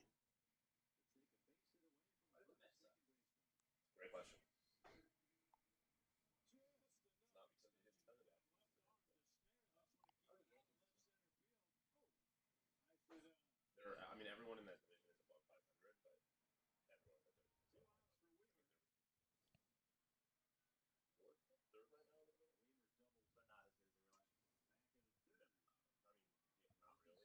Yeah, the Raimel Tapia thing, man. I feel like every franchise has their few players that just inexplicably, you know, become like the best hitter in baseball against you, and it's always been that guy.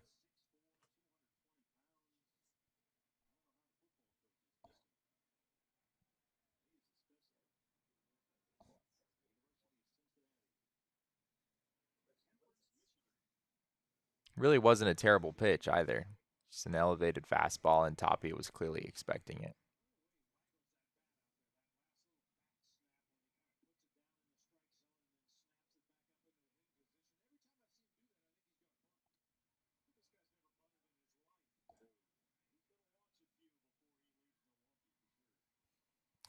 Damon, you might have to take care of Jordan Walker again. I don't know if you've seen his numbers recently for St. Louis. I haven't, but like, I mean, this guy. I mean, the guy didn't play like what 2 months of the season. Like, Yeah. are we really gonna take him seriously at this point? Yeah, probably not. But he's sitting 303 with Maybe an he can 851 he can win OPS at the this point. he can win the sophomore of the year. Maybe. Uh-oh.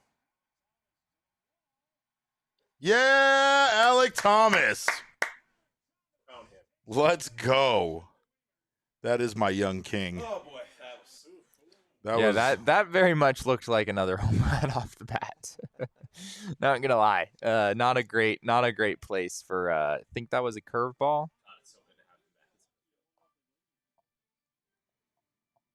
God bless the Alec Thomas. All right.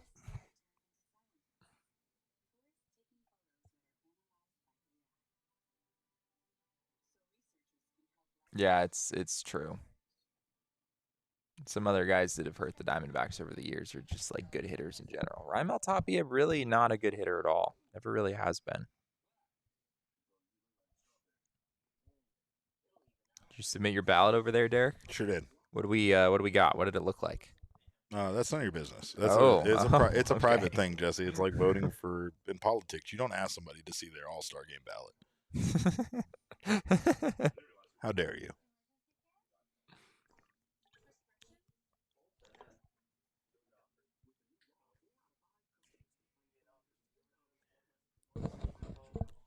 But I am hungry, so I'm gonna see if Sean can tap in here so I can eat something. Sean doesn't sound so bad to me either. We'll just have Sean take over the whole show, and we'll just go grab. Let's go grab some food.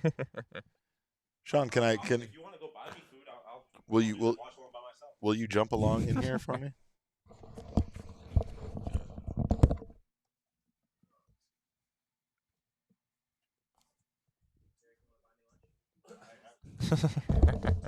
Derek is going to buy lunch for everyone in the office right now. He's such a generous man. He really is.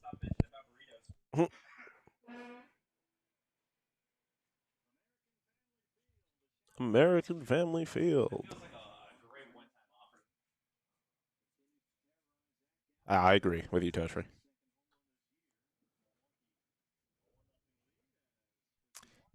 Looks like Julio Teheran is back out there. It's been tough here, Sean. Julio Teheran has more walks than strikeouts, and yet he's like almost never thrown a pitch in the middle of the plate. Yeah, this is fun. Gerald showing up with Taco Bell without enough to share with the class. Wow. That's crazy. I eat Taco You don't Bell. know how Jesse gets down? Nah, Jesse and I bond over McDonald's cheeseburgers.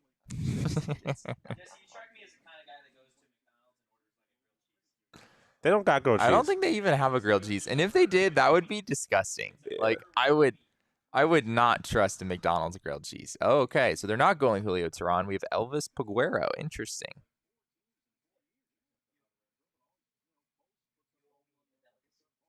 A delicacy. So Jesse, you're a Taco Bell guy. No, I would not describe myself as a Taco Bell guy. I'm a Taco Bell guy. But I enjoy it. I just don't go there very often. It's not like one of my primary choices. I gotcha. But I'm not opposed to it. I'm an illegal Pete's guy. Yeah, same. There you go. Illegal Pete's. I mean, Illegal Pete's and But Burrito Express Go are down to Mill way better Avenue. than Taco I've never Bell. had, to be quite honest, I've never had tacos from Illegal Pete's because I always get bowls. I'm a, I always I'm get a the huge bowl burrito. guy. I'm a huge That's- bowl guy. That's fair. It could be a walk too. We just need base runners at this point. You took my seat. Oh, well, that is crazy. See my shit there? That's crazy. Derek not buying lunch for everybody, then taking Toji's seat. It's a cold world. It's a cold Wait, world. Derek, how did you get food this quickly? Where did you go? Oh, you brought food. Okay, smart. Hey, Cogs is speaking my language right now. McDonald's hot and spicy McChickens are the best thing they've ever crafted. It's a crime they aren't nationwide. They aren't nationwide? No, yeah, they're not. They're not What? nationwide. Yeah. How do you not know this? You go back to a completely different Well, side of the I- country I all don't- the time. Yeah, they I- probably wouldn't have them in Buffalo. don't. I don't get McDonald's when I'm home. Yeah, I'm, get I'm real home brief. I'm home there briefly, so I get Yeah. something I can't get here. yeah. No, I get that. Um, That's fair. And the But yeah, hot and they- spicy McChicken is more of like a last couple years development for me. They only so. have that in like Southern California and like Arizona. Wow. It's crazy, dude. That's so foul. Yeah, you go other places and you're almost disgusted. That is so foul. I mean, I usually get double cheeseburgers and hot and spicy McChickens at the same time, so I guess I could just swap it out. That's crazy, Cogs. I feel so sorry for you. Yeah, I think it's Wait, Damon, did you say they do have them in Southern California or they don't? They do. I've gotten them Oh, there really? before. Yeah, I thought they didn't. maybe thought maybe they they didn't don't in have them some in Southern. places, but I've gotten them there before. Okay. Let's see what the internet says. Yeah, they definitely are regional though. They do have these like little regional things at each McDonald's though. They're pretty cool. I was in Hawaii one time and they had lobster rolls. Yeah. No, Canada's McDonald's, they also got like a whole different things going on sometimes. Canada is so extra. McDonald's in Europe is like Yeah, I believe fancy. it. Like McDonald's in Europe is nice. That's not. I've been to doesn't one really in feel Italy. Fast foodie. Canadian like fast food places, and by fast food places I guess I'm thinking McDonald's. Like they're extra because for no reason they throw the maple leaf in the middle of the arches. For like what? It's still That like, kind of goes crazy. but what? But it's like a little tiny one. That kind of goes crazy. But what's the point? I'm a sucker for throwing the maple leaf on anything. And I being mean, the like, maple "This leaf is good, Canadian." yeah, but I want more information on where exactly the hot and spicy chicken exists.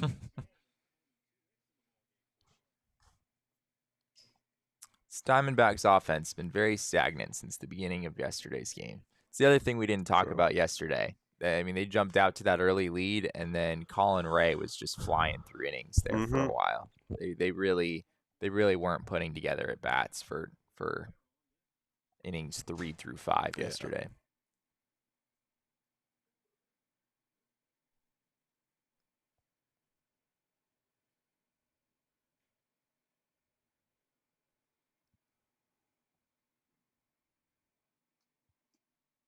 Good eye, Pavin.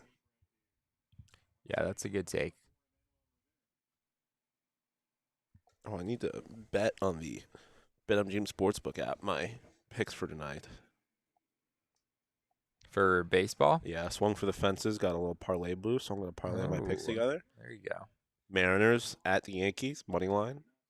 Under 8 runs, Guardians Athletics, and Twins money line. Not betting on the Texas Rangers.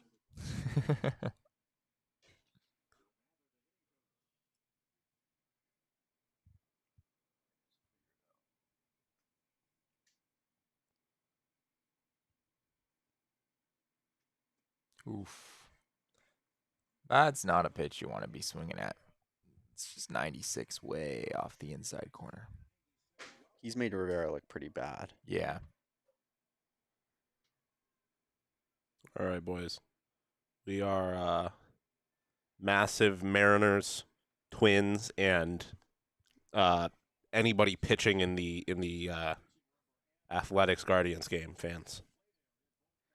Well, Oh, good thing the A's have like a killer staff. I know, but their offense is pathetic, and they've scored like 2 runs, or they've scored. The Athletics games have hit the under in like 3 straight games, and like 7 of the last 10 or something like that.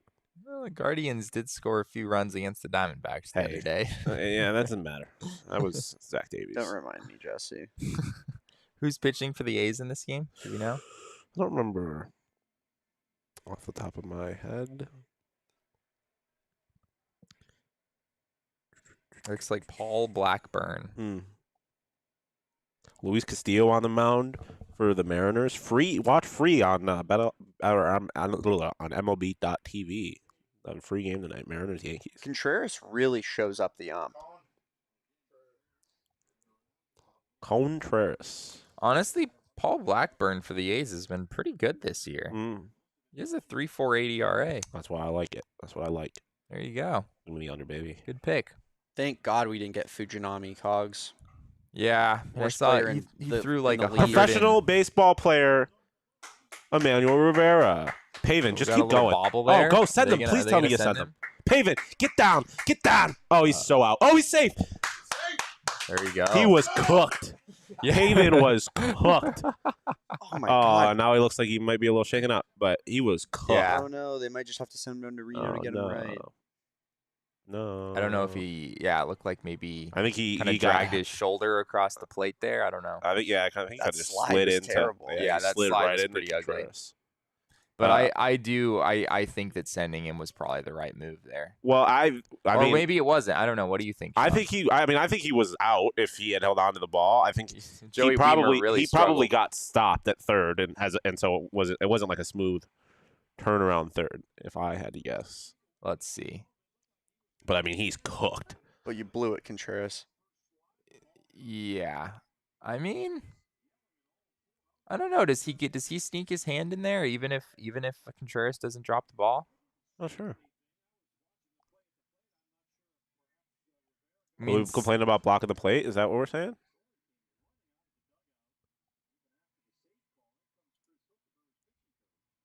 yeah. I mean, he's safe anyway, so I don't think that blocking the plate would really change anything there. Yeah, I don't know what you'd be complaining about though, unless you're just trying to protect your base runner. Yeah, I think he might have snuck his hand in there. I think Paven might have been safe, even if Contreras hadn't dropped that. In a game like this, though, I kind of appreciate the send. Yeah, I don't have a problem with him getting sent in general. If Wiemer doesn't bobble it, then definitely don't send him. But Wiemer bobbling it the way that he did, I think opened the door for that. And Torre, was clearly not happy about something here.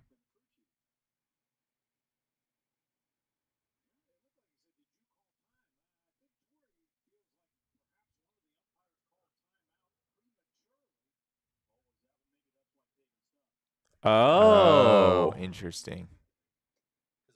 They think someone called time prematurely, and that's why Paven stopped. Don't understand. Why would you call time before the ball's even in the infield, though? Yeah. But it looked like the ump admitted to calling time. Yeah. I mean, it looked like he nodded his head yes when Torrey asked him. So I don't really know how that all works there. Well, you'd love to tack on here. Yeah, why not? Actually take the lead in this game. Alec Thomas is due. I like Alec's gloves. Kind of like a tie-dye thing going on. Oof.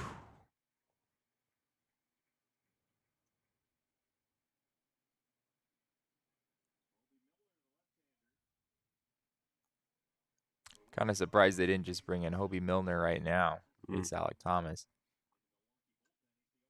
Shoulda. There you go. Shoulda. And that's the lead, baby. It's a nice piece of hitting right there. The The young king is back, right?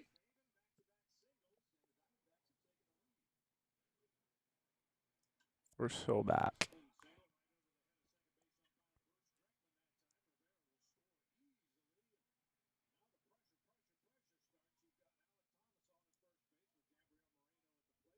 I love Alec Thomas.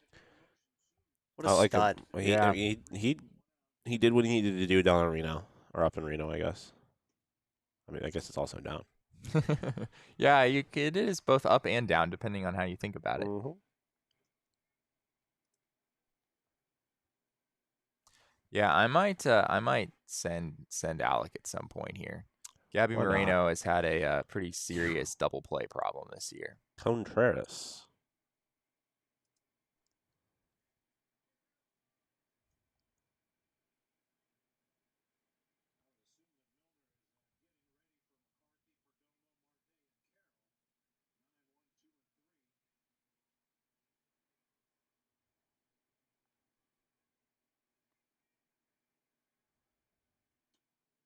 Oof, man, Gabby's at bats have been really rough. It's 0-2 on Gabby pretty much every time right now, and then he's just whiffing at pitches that feels like he normally would not.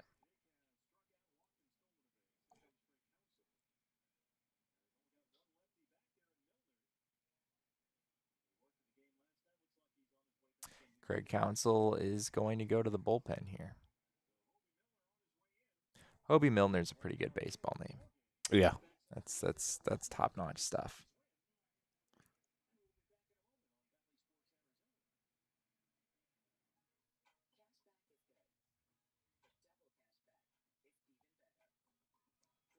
I'm told the Dominic Canzone had 4 balls in play yesterday of at least 100 miles an hour off the bat. Oh, you love to hear that. I don't know how much longer you can keep him down there. Well, Pavin might need to go a little rehab. Hopefully not, but he looked. I think he's probably obviously fine. dramatic.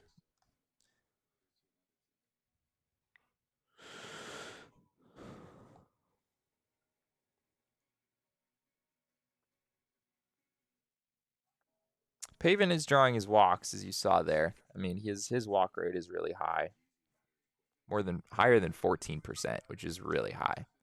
So, I mean that is good. He's not striking out that much, but yeah, the quality of contact continues to just not really be what you need it to be.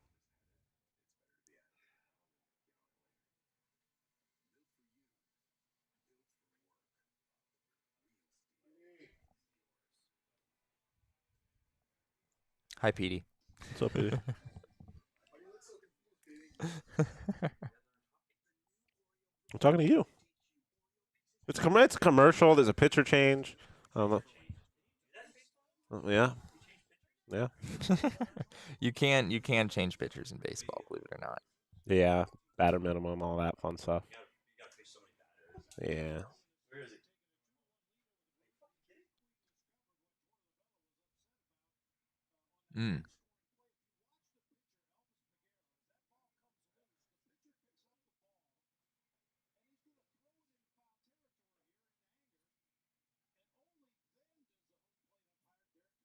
Oh, so that's what he was mad about. But, yeah. But he's saying that's why he was asking the ump. Yeah, that was after the run. But, yeah, so when Torrey had come out, he was probably asking if someone had called time before he saw the ump call time. Yeah. Which the other ump seemed to have said yes to. So Torrey got his question answered. Let's go, Jake. Hobie Milner has this really weird arm slot. I don't like that at all. Yeah, I would really hate to be a left-handed hitter facing a guy who throws like that. How do you feel about the Jake McCarthy mustache, Sean? I'm not a fan of it. I just don't think it really works with the hair. I think you got to go one or the other. I just don't really know. I'm just not a fan of like the lighter hair mustache. Huh.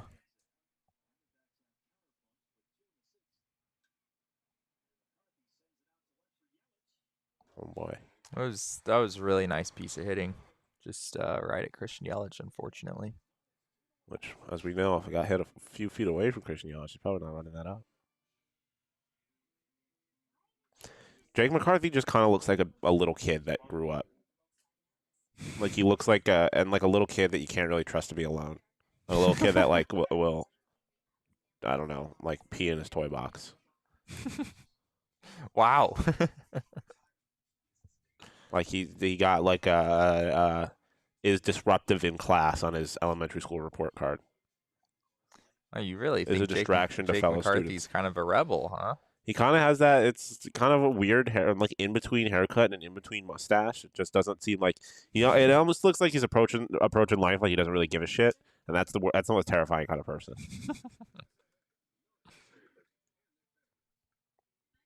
So Zach Gallen is only at 69 pitches at this point. Nice. Nice. Yes. You can maybe get 2 more innings out of him potentially why if not? he's able to be efficient here.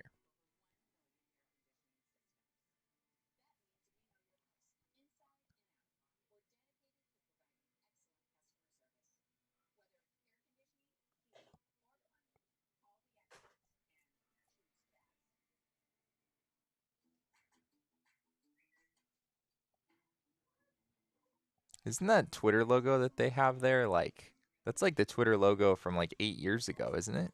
I didn't even see. Like the Bally Sports, like follow us on social. Is this bird not still the logo? Well, I mean, yes, but did you see that? Did you see the bird that they had Was on it the not screen? just the inverted blue color of that bird? It looked a little different to me.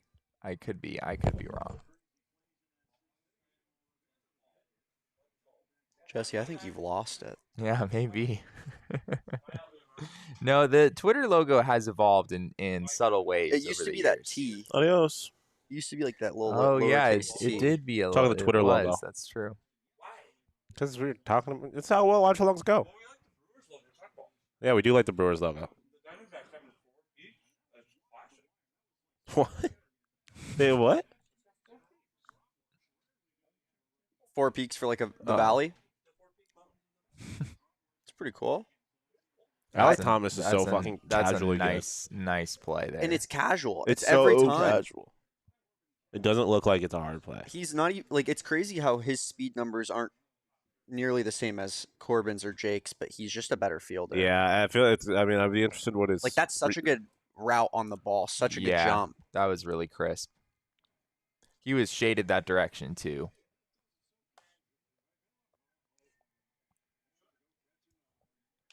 He's 63rd percentile in outfielder jump.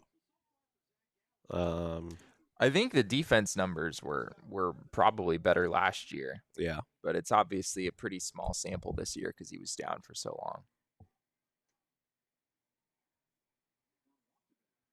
I think the D-backs logo, the A logo, is like one of the best logos in all of sports.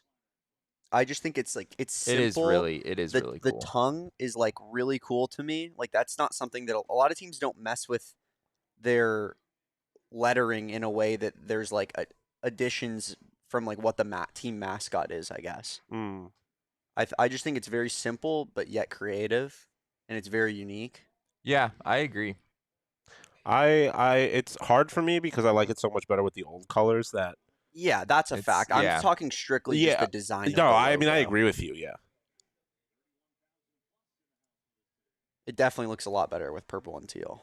The Brewers have such clean colors, such a clean uniform. Yeah, I do have to say, I mean, it's the really, change for them was so good. Yeah, it really was. I'm so glad. I was so happy when all the teams, just like them, the Padres, everyone moved The away Astros. from that. Yeah, just like the navy dark color and ball boy fucking went for My it. man laid out. He went for it. I respect that so much. I love the effort.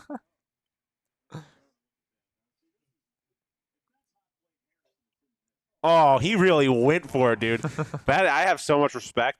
He had a great presence of mind to do that on the grass, not scrape up his knees on the dirt. Well, he's putting his body on the line. Regardless, team. yeah. Yeah, the navy and yellow for the Brewers is very clean. And it's unlike any other team, really. Always have to appreciate that. Mm-hmm.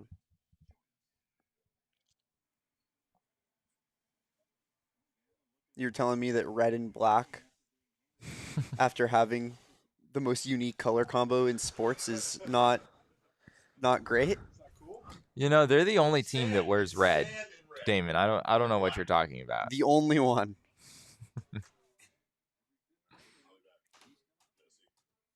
Okay.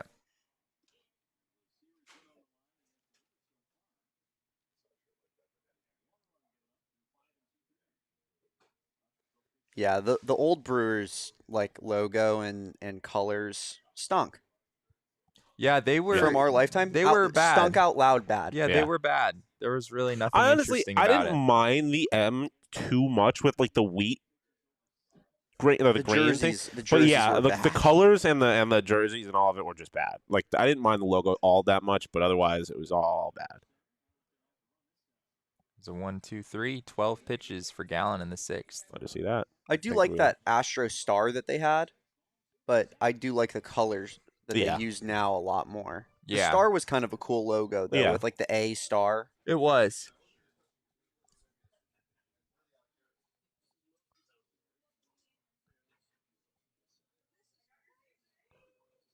The 5 furthest hit balls in this game are all by the Brewers.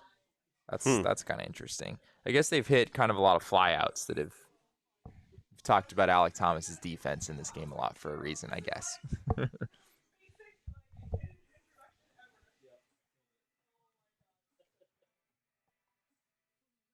So maybe Zach Gallen has figured out how to pitch on the road, Sean. Hey, It'd be a positive I development. don't think he ever didn't. I just That's think he had a couple fair. bad days. Yeah, I agree. It's pretty easy to look at splits early in the season Yeah. and be like, oh, this guy can't pitch on the road or can't pitch at home or whatever, and yeah, tends to kind of even itself out over the course of a full season. Looks like Christian Robinson today snagged a foul ball. Let's see what we got here. Damn, Wow, impressive. that looked dangerous. Yeah, Christian Robinson just ran into the left field fence in foul territory. And, yeah, made a pretty impressive play.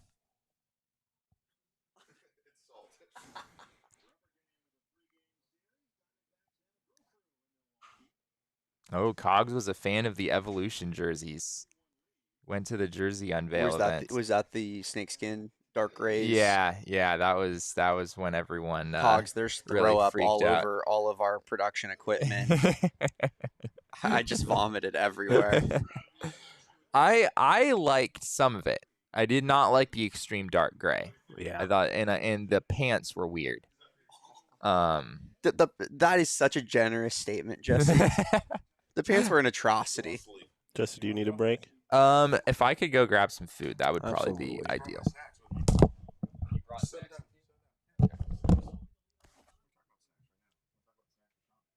Ooh, snack talk, snack talk.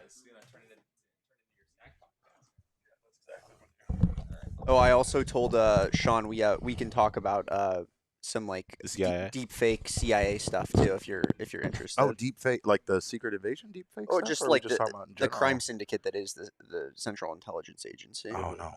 You don't want to get into that right now? No. This man's already got beef with that cheese shop. The Antonelli? I'm not trying to pick a fight with the I don't have CIA. beef. It's I'm not not- beef I'm not- implies I'm that. not picking a fight with the Central Intelligence Agency. I'm sorry, it's not Man, happening. I That's a picked- little bit too much hey, for you. I- or- Yeah, I've that's picked a more than fight- I want to deal with. I right now picked in a my fight life. with the Chinese Communist Party already. You did. I'm not worried about the CIA. I denounced Chinese Taipei on this show. Thank the- you. the Well, verbiage okay. of it. Be careful how you phrase that. You didn't. You. I said the verbiage, the wording of it. I said that out loud. What? Right after I said I denounced the usage of Okay, the the words usage. Chinese Okay, yeah. Taipei. Because you just said I denounced Chinese Taipei. No, you and- cut me off in the middle of my sentence. I don't think I did.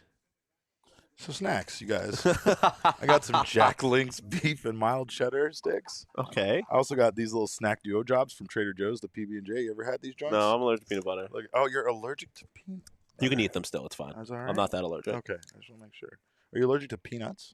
Yes, Okay. but again, I'm not that allergic. I just can't eat them myself. Gotcha. I will rub peanut on. No, like you as a young single man. Phrasing? Are we not doing phrasing anymore?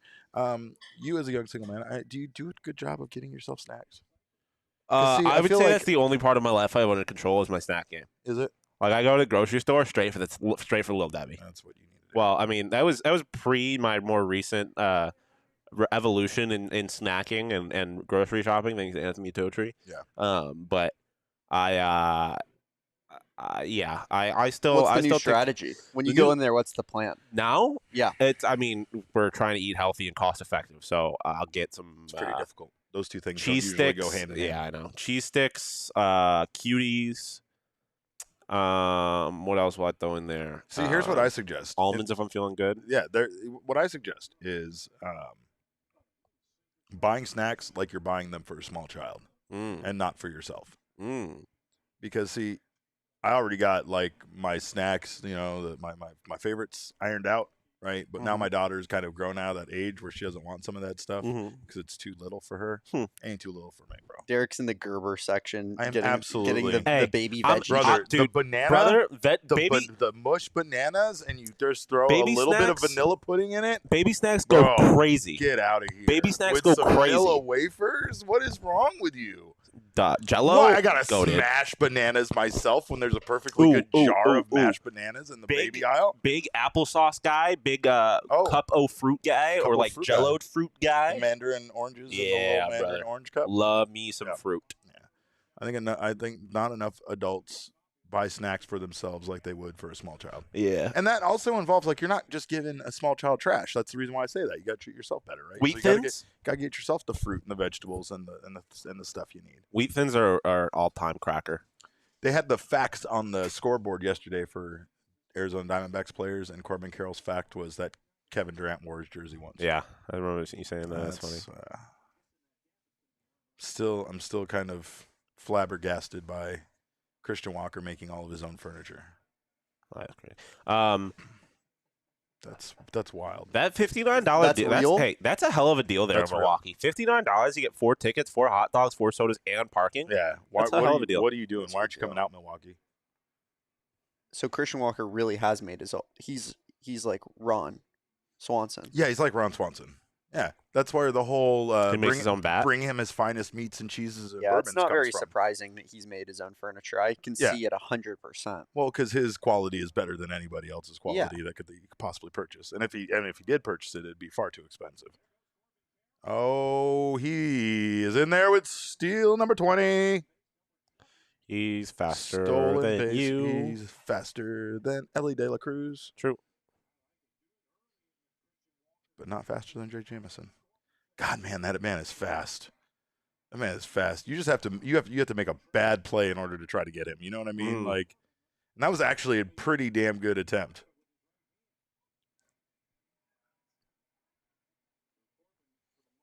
I need a Christian Walker dinger, you guys. I would like to see it.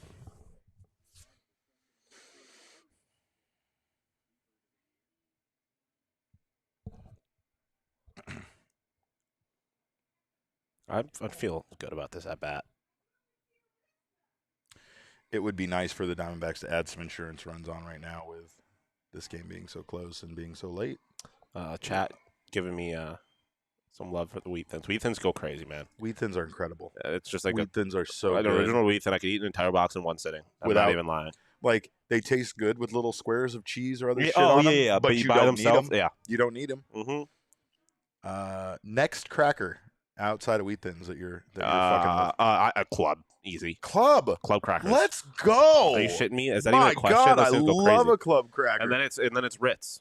yeah, They have these everything bagel Ritz. they do, and the buttery garlic Ritz as well. They Oh go my God, crazy. They go crazy. Yeah, they're wild. It's wild how good they are. Get some tuna and some everything bagel Ritz crackers. Yeah. That's lunch right there. It's amazing. Yeah, you're a big tuna guy, Dude, I love me some tuna. but tuna and crackers, Money. especially when you're poor, like it's all-time lunch. That's the thing about it. It's like I have certain things in life. It was kind of like we ate at fancy restaurants, and it's not to say that those meals we ate in Chicago and Minnesota weren't, and they weren't fancy, but they were like more expensive than, the Maxwell Street food that we got in Chicago. That was like greasy pork chop sandwiches and fried Polish dogs and stuff, right? And yet the cheap stuff that cost, probably $3.25 with French fries was the best stuff I ate all weekend long versus some of those fancy things. I don't know. I mean, How was the Juicy Lucy? the Juicy I've Lucy never was had one incredible, before. and it was so well, like, because sometimes with Juicy Lucy's, like, it's almost like a jelly donut where you bite into it and then it like oozes out, or like it's like a lot all of a sudden at once. Like these people in Minnesota know what they're doing. Like the cheese is like melted throughout the entire. I don't even understand how they do it, but it's melted throughout the entire like thing. What number Juicy Lucy in your life is this for you? Well, I did have the one at Cold Beers and Cheeseburgers, and that one was kind of what I was talking about, where when I took one bite, it just kind of Oh yeah, they don't know how to make them in Arizona. Right. Yeah. So I would have to say legitimate. I mean, this is probably like my third or fourth one, but I've never Gotcha. had one in Minnesota. Oh, okay. So this is the first real one. Yeah. Yeah. I've never been to I'm gonna Minnesota, save never it- been to Chicago before. I'm so gonna these save were it first until I times. head out there. Yeah. But that seems like something that just how could you mess it up? And then they had like bacon pieces in also with the meat, like, and that's the thing is how hard is it to cook a burger with bacon pieces on the inside and cheese and then have it all kind of cook at the same right temperature? It's magic. It was basically magic, and I don't, I don't want to go full like Johnny Depp in Once Upon a Time in Mexico, but I do feel like I should have made sure that this cook never cooked another cheeseburger anymore because this was perfection. The Puerco Pipil scene in I mean, come on, you're going off on an entire cheese shop. I'm just trying to start a fight with a chef in Minnesota, but yeah, there was such perfection to this cheeseburger that I couldn't believe it. That was a double steal by the Diamondbacks, so that's number 21 now on the season for Corbin Carroll. Come on, Pavin. All right, let's see where we're at right now.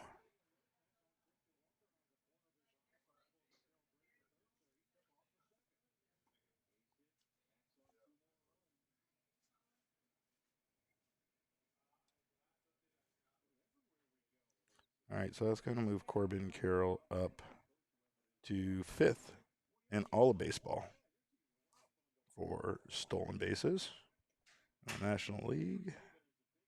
He is going to now be 2nd in the National League behind Ronald Acuna Jr., depending on what Bay does for the Pittsburgh Pirates. But right now he is in International sex symbol. 2nd. G. Kwan Bay. What? He's hot as shit. He's hot as like. You can't keep Pavin off base. You just can't. You just can't. Do we king snake him for walking all day? I don't care. Maybe. We do. We gave it to Cattell last night. We gave it to Cogs last night. Anybody can get it now. Yeah, this is another big opportunity here, man. That He's a professional baseball player. He's a professional baseball player. Stanuel Rivera. I like Came that. up with that earlier. You like that one? We Stanuel? We got a little We Stanuel action going on. Contreras. He really shows up the umps when he thinks it's a strike. He does. And he loves holds it there. he loves holding it there. He's like showboating, as an ump, I wouldn't like that. I don't care about where your stupid mid is. I watch where the ball I'm not was. giving it to you if it's I close use the to guy. next I'm time. not giving it to you at all. Matter of fact, even if he hit that spot, I'm not giving it to you. Even if he swings, I'm calling it a ball. 2-0. See this kind of pettiness that we just generated in the last few seconds? This is actually the things that are going on in an umpire's mind, and you can't convince me otherwise. Ooh. Well, middle there for Emmanuel. No. This is Emmanuel's second 2-out bases loaded at bat of the game, I believe. Oh, woo.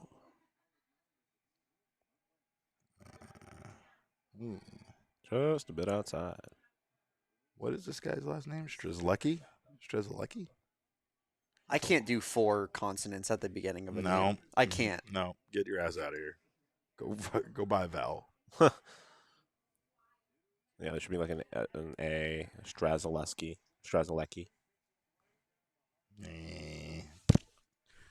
Fart noises. That's terrible. That's really tough. It is. Have you had Starry yet? Have you tried Starry? Yeah, I don't like Starry. Really? Not a fan. I like it. Not a fan of Starry. Is it different than Sierra Mist? It is. It is different than Sierra Mist.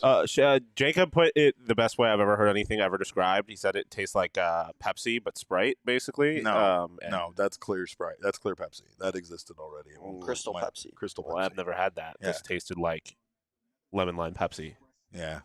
but clear. How is it? Is there a couldn't- maltiness to it? I can't explain it. I don't know how, but he said it, and it Look, hit. I'm a professional snackologist certified at the University of Snackology, and This is true. I need actual This is true. data and feedback. We have a very delicate system that we call the PER system. We pick, eat, and rate, but it can go for drinking, even though I didn't take that particular college class. Well, I picked a Starry, I drank it, and I rated it as similar tasting to Pepsi. So What we need is on a scale of 1 to 10. That's what we need. I was just Oh. about to ask that. I mean, how do you put a Sprite? Where do you rate a Sprite?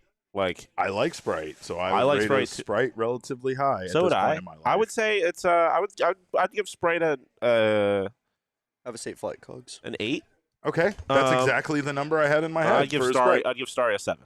It's Okay. not as good as a Sprite, but it's Where still would good. you put Sierra Mist in relation to that? 7.5. Oh my God! So you like Sierra Mist more than Starry? I think so. It tastes more like Oh my Sprite. God, that doesn't bode well for Starry. But Starry's not bad.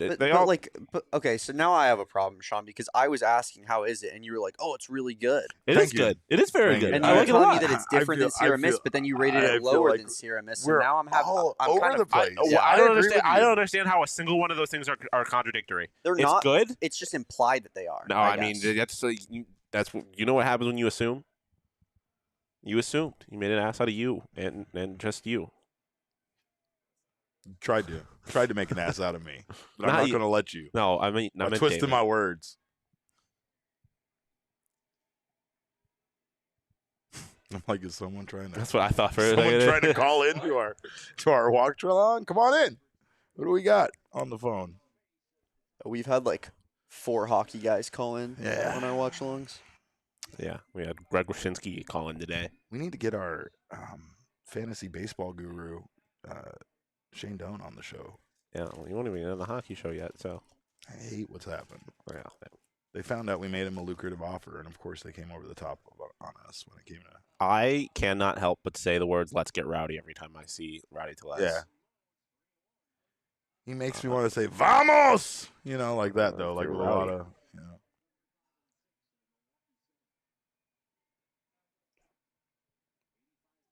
Just everything about Rowdy Tellez is so discernible, though. Like it's the name, it's everything. You Mm. know? The fact that he played for the Buffalo Bisons. Yes, exactly. I can't stop thinking about that. You're not alone. It's the first thing I think of every time I look at him. That's what I think of every time I look at Torey Lovello, former Buffalo Bisons manager. Yep. Again, all I think about. I think Lourdes Gurriel, former Buffalo Bison. AI's third hottest manager in baseball is what I think. I think my second hottest manager in baseball. I mean, that's a real human being's assessment. I get it. And Gabe Kapler's one. Yes. But Torrey's an easy 2. Easy. according to AI, he's 3 behind Rob Thompson. And Not of even. course, He's not even top 5. Fuck that's does a robot that's know? sex symbol Buck Showalter at number 1. And those jackets. Ring, ring, ring, ring.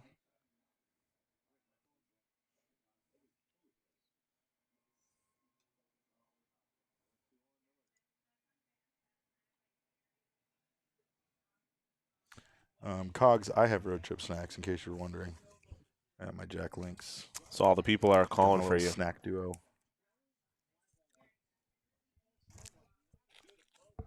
He's back there. I don't think you heard me, chat. So I kind of like your approach here with the snacks, Derek. So you just go and you say, what would I pack in my child's lunch? Correct. That's And then cool. I give it to myself. Double play. Yeah, Big double play. I can see why that would taste good. Oh, Oreos? It's also? because you're going to get stuff that's neat and fun, and you're also going to make sure that you try to balance it, right? Like you said, you're putting the cutie in there, you're putting a little orange in there, you're trying to do something. Back before I was trying to eat a little healthier, I was a big time. Like I would always get honey buns, zebra cakes, and then I was a big applesauce fruit cup guy. I always rocked a cheese sticks. I was always a cheese stick I guy. thought you were going with that, like also Danishes and Oh. Twinkies and Ding Dongs. I thought you were No. just gonna say like Yeah. every type of like cake. Yeah. well, filled dude, I mean, snack. if money was no object and I was gonna live forever, If absolutely. money was no object. If money was no object and I was gonna live forever, I would rule the world and I would eat all the little Debbie snacks possible. Bro, I don't think money's keeping you from eating all the little Debbie snacks that you It want. is. No, it is. Especially considering our current circumstances. If you know, you know.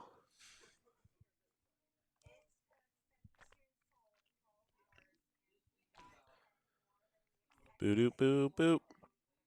Boo doop boo boo boo doo doo.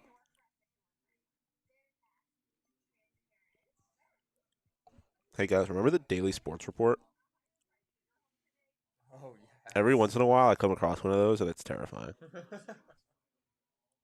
did that, right? Yes. Well, once I showed up, it was. I think Mac, Leah, and Aaron all took turns doing it before I got here.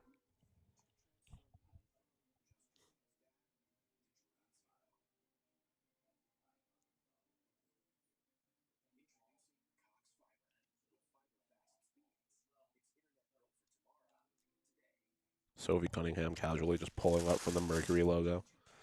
Like nobody's business.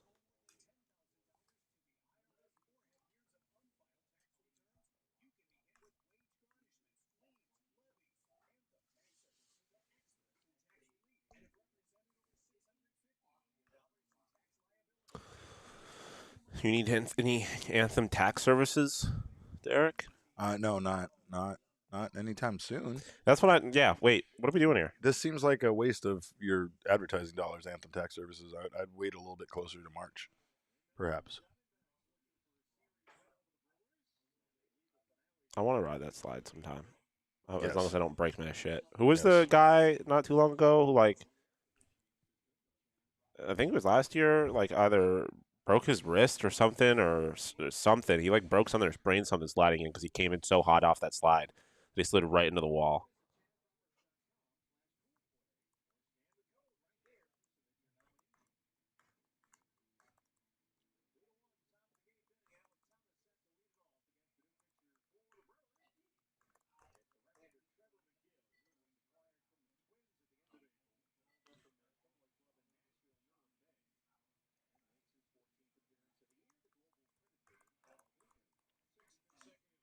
Oh, yeah. Got a tattoo in the same spot I do. No, he doesn't. Wrong arm. Wrong arm. I literally looked at this arm thinking it was over here. It was just not. I do forget at times which arms my tattoos are on. I see them in a mirror. They look different to me than they look to you guys. That's all I know. They look even worse to me than they do to you.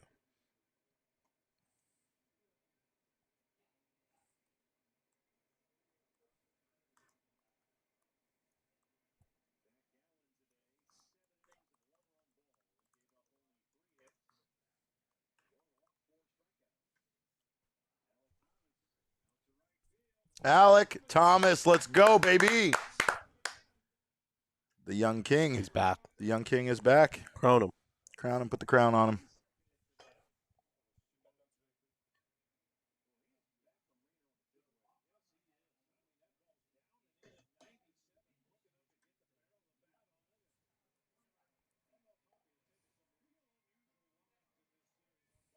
I mean, ever since he came up, like, we really had Pavin Smith up in the league for the entire time that Alec Thomas was just in Reno. Yeah. I know he needed to work on some stuff, Yeah. but I know, but still, like, I mean, just watching him play defense and like watching him hit, I'm like, what were we thinking? yeah. I mean, he's literally in today's lineup. You say that like Pavin Smith is gone. You can't defeat that guy. No. We've talked about this. Nah. He's undefeated. Post-apocalypse, it's going to be the Roaches and Palm Beach Gardens own Pavin Smith left. The only living creatures walking the planet.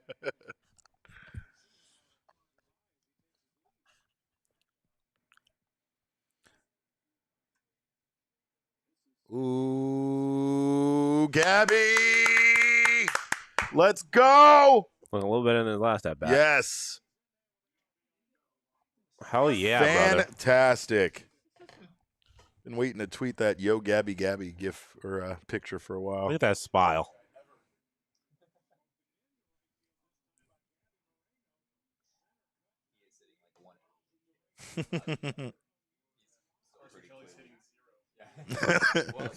He did have a couple of hits the other day. If I wasn't there to see it, does it really count? Unfortunately, Jesse witnesses every game, so they all have to count.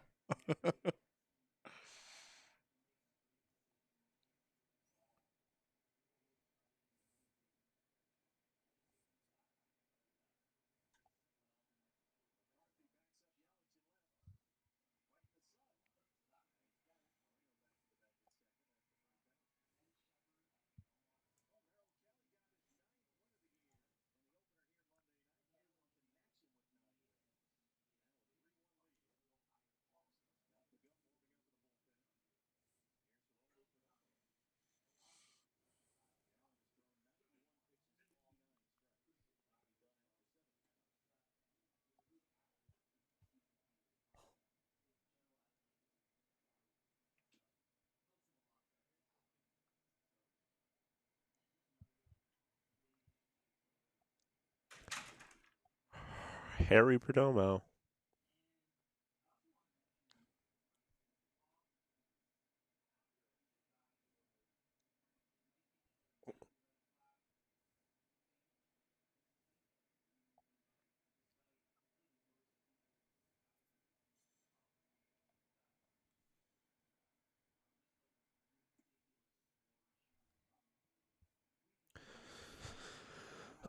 Milwaukee's so boring.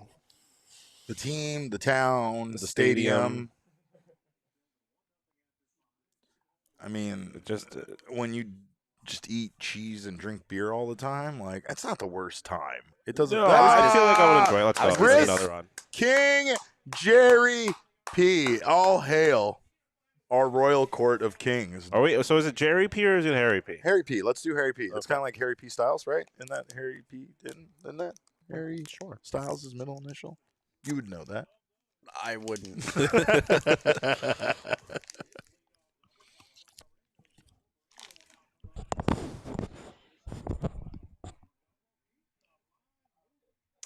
Dude, the Phoenix Mercury suck.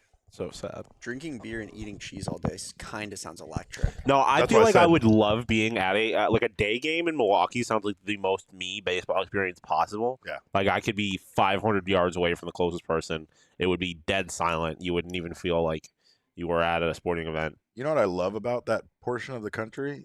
How much grilled onions they put on everything. My God, they cover like you can't really give me enough grilled onions or Yeah. garlic in general on anything that Agreed. I eat. But my God, I love me. I don't some know how to grilled onions. explain this. This seems like a comment that really only Damon will appreciate. Maybe other people get it. This stadium feels like the outside has not generated. Like it doesn't feel. It feels like this stadium exists in a vacuum and there is nothing else on the outside of it. I mean, it's because Chase Field and this stadium are so alike. But I mean, like- I don't get that feeling with Chase No, Field. I know that you said, like we were talking about it a little yesterday on the show, but like they really were like designed by like the same Oh designer. yeah, They I know feel that they very- are. Yeah, I wish Yeah, Chase Field had a more open. like what's going on Center around field. this stadium? You can't see a thing. Yeah, like there's giant windows and there's nothing outside of it. Yeah. Like I don't feel like there's anything outside of those windows. Yeah. It's very confusing. It You feels might like be in the middle of a field in Wisconsin. yes, for all we know. exactly. It doesn't feel like anything exists. Little RDI or D what Didn't even throw. That's Geraldo ball. The DI. D-backs remain just behind the Cincinnati Reds in stolen bases right now for second place in the National League for most team stolen bases. fucking right. They are just running all over Milwaukee right now. Chaos feels back. You could tell. Watched 101 or 102. What was that? Was it? Yeah, that was fast. 3 digits. It was definitely 3 digits.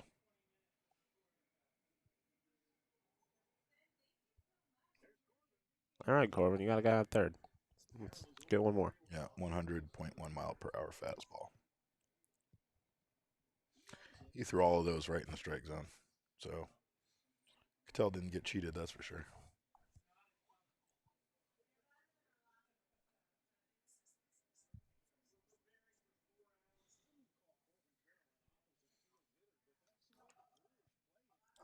Yeah, it got to go. Got to go.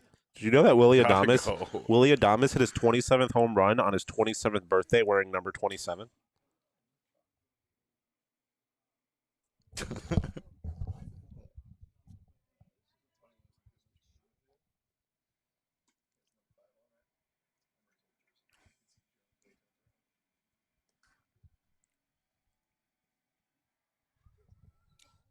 Jerry absolutely has that dog in him. Cogs.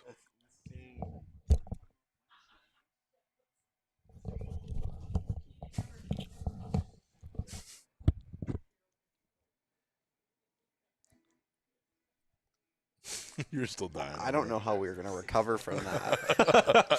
Is that what you were laughing at? I didn't even see that.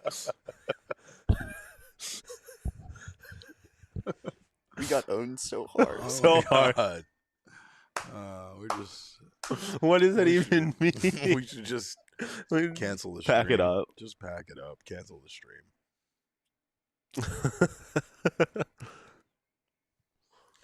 Rough day so far for Corbin Carroll.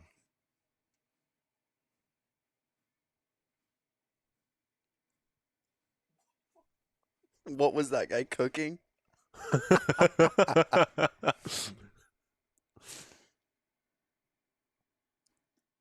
Oh, man.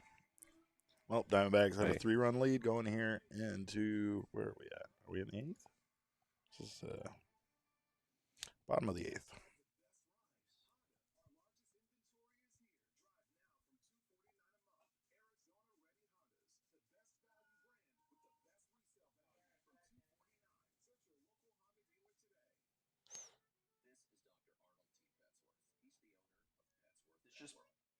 This just popped in my head because I saw your hat, Derek. But, Yeah. have you ever looked at the Puerto Rico Day shoes, like the Nike shoes that they come out with once Oh, a year? yeah. Oh, they're Those are pretty incredible. sweet. Yeah, they're incredible. I want to get them. Yep. I'm not even Puerto Rican. We'll accept you. You got to. We'll serve you tostones and That sounds incredible. play incredible music. Are you? Did you mention to me one time that are you from there? I mean, yes and no. Like I've lived there, but I've lived. How was that? It was amazing. It was unlike, anything, like, because I've lived here for the majority of my life, right? So Yeah. like, it just is so different. It's so completely different. But like like all the things, it's almost like all the things I like about there that was different, they're just kind of over. Like, yeah, they've had the beach their whole life, so what's the beach? Yeah, And it's yeah. like, for my dad to be able to pick me up from school and drive me directly to the beach, I mean, there wasn't more of a It's like paradise. forget all of your problems moment. My dad would literally pick me up in a old shitty Bronco and we'd drive to the beach, and it was the best. I mean, we'd go snorkeling all the time. Started learning scuba diving, but I didn't really like that. A little scary. It's uncomfortable. If you don't grow Are up we gonna with get? it, Are we getting into this with our fear of water Dude, fears? because like Oh. this area kind of near where we would go was kind of like it was a giant coral reef. So and it was very shallow, so it wasn't a great area to like go hang out in because coral reef sucks to walk on and shit. Yeah. And you could step on like sea anemones and all sorts of other shit. But to Snorkel. snorkel was awesome because it was like 2 feet deep until you get to the coral, so you're just like right there all up in the shit while you're snorkeling. It's pretty cool. But then when you get to the end of like the coral reef, it just drops off like a cliff, and you literally like I'd be like snorkeling and I'd get to that point. I didn't realize I got to that point until you get to the sudden drop off, and for a moment you can just look down and see black shadows of gigantic things moving around my down below God. Nope. with no absolute. Oh my It's just God. it looks like it goes down forever. And you just named Damon's biggest fear in the what's world. wild is like, because sometimes the way the sun would shine into the water, you could literally see with like the sunshine beam once it was down in the water how far it goes down, and you could just see it goes down such a long way. And like the people that scuba dive, they love that because they can go right there to that edge of that and then just kind of go down, and then it's kind of like a cool, there's levels and layers to the coral reef that you can see other shit. No, I'm not into all that swimming with gigantic stuff. Like sometimes if I put my hand somewhere and then something moved, that was enough for me to like lose my shit. We didn't even talk about Scott McGuff being in there. Local sex symbol. Oh, here we go. Let's go. Local sex symbol. Versus the Diamondbacks' worst nightmare. This is a boss battle. This It is is. absolutely a boss battle. Do, do, do, do, do, do, do, do, do. Unstoppable force versus an immovable object. Right. This is WrestleMania 3 all over again. This is the worst fucking schedule I've ever seen them do. Why not just a doubleheader? Why not? They must not play the Nationals again for the rest of the year, I'm guessing. If they do, it's definitely not in Washington. Gilbert's asking if I'm a Boricua. No, I am just misappropriating their culture. Yes, I absolutely am a Boricua. I'll make you the best tostones you've ever had in your whole goddamn life, let me tell you. But yeah, no, it was wild living there. I went to an all-Spanish speaking school, and I'm not fluent like that in Spanish, and it was hard. That's why when I say my dad would pick me up and take me to the beach and I'd forget all my problems, most of my problems were how the hell am I supposed to get through Spanish and history and not fail? He's pumping his fist over here because this man is the biggest Scott McGuff fan you've ever seen in your entire I might have to life. buy a jersey, man. I might off too. the This lights. guy. You just blow out the candle, turn out the lights, turn them off. The ones Like with silk Teddy P. pajamas. This guy's an artist. Teddy P yelling at you to turn off the lights because Scott McGuff is in the room. It's like watching Claude Monet paint lily pads. Wow. Van Gogh paint a starry night, you know? I was gonna say we were in the middle of an immaculate inning, were we not? Up to that point. You had to say it. Well, I said it after. Well, technically, we're like 5 minutes after the things really happen in real fair. life, so nothing we do impacts the actual game.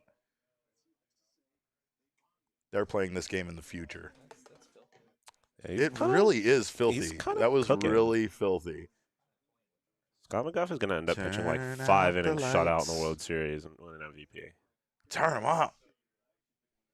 I don't like what Chris is doing in the chat.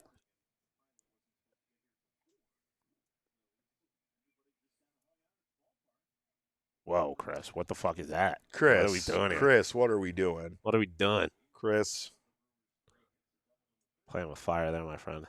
I can't see your. Scott Oh McGuff. my God, Scott McGuff. Let's go. Weimer, more like Wiener. Oh, Bum. I saw what he did there, and I like it. Someone had to. Yeah. I mean, they were out there making poor people in Milwaukee cut their hair like this man. I love you saying that like it was like a government mandate. It Like- really was. You could get a free haircut, but you had to get it cut like Joey Weimer. Sword! Sit your ass down with your mullet. God, Loser. Scott McGuff. I mean, seriously. Fucking, Are we gonna? The man's hot as shit. he's hot as shit. He's hot as He shit. is. He's on fire. It's incredible what Scott McGuff is doing, and he's just doing it Baby, quietly. lock them doors and Nobody's turn them yet- lights down Oh, low. God damn it. I love when he sings country. This is I the think best. I think that inning might have been better than watching Michelangelo paint the Sistine Oh, my Chapel. God. It was art. It I was agree. absolute art. It sounds like hyperbole, but it might have been the finest inning I've ever seen a pitcher pitch in my whole entire Running life. late to the Last Supper because I was busy watching Scott McGuff pitch. Yeah.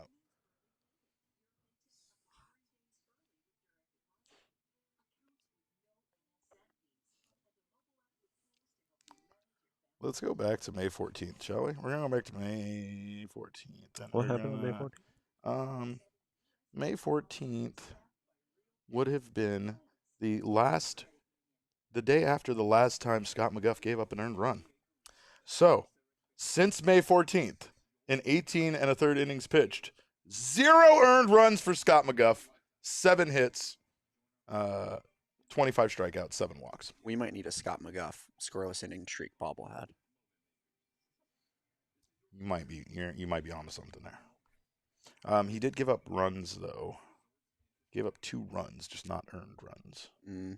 So I don't know how that's not scoreless inning streak, right? Shut the fuck up. We can just talk about a 0.00 ERA, right? Mm. It's a 0.00 ERA. That's hot. The D-backs not having a slide was such a missed opportunity. Into the fucking pool. But yeah, man. Into the pool from the upper concourse, from right there with the cameraman, that one, the funny guy with the beard that always does the, Mhm. he always participates in like the in-house stuff. Getting that man Mm-hmm. on a spinny slide down to the pool when they hit a home run. Come on.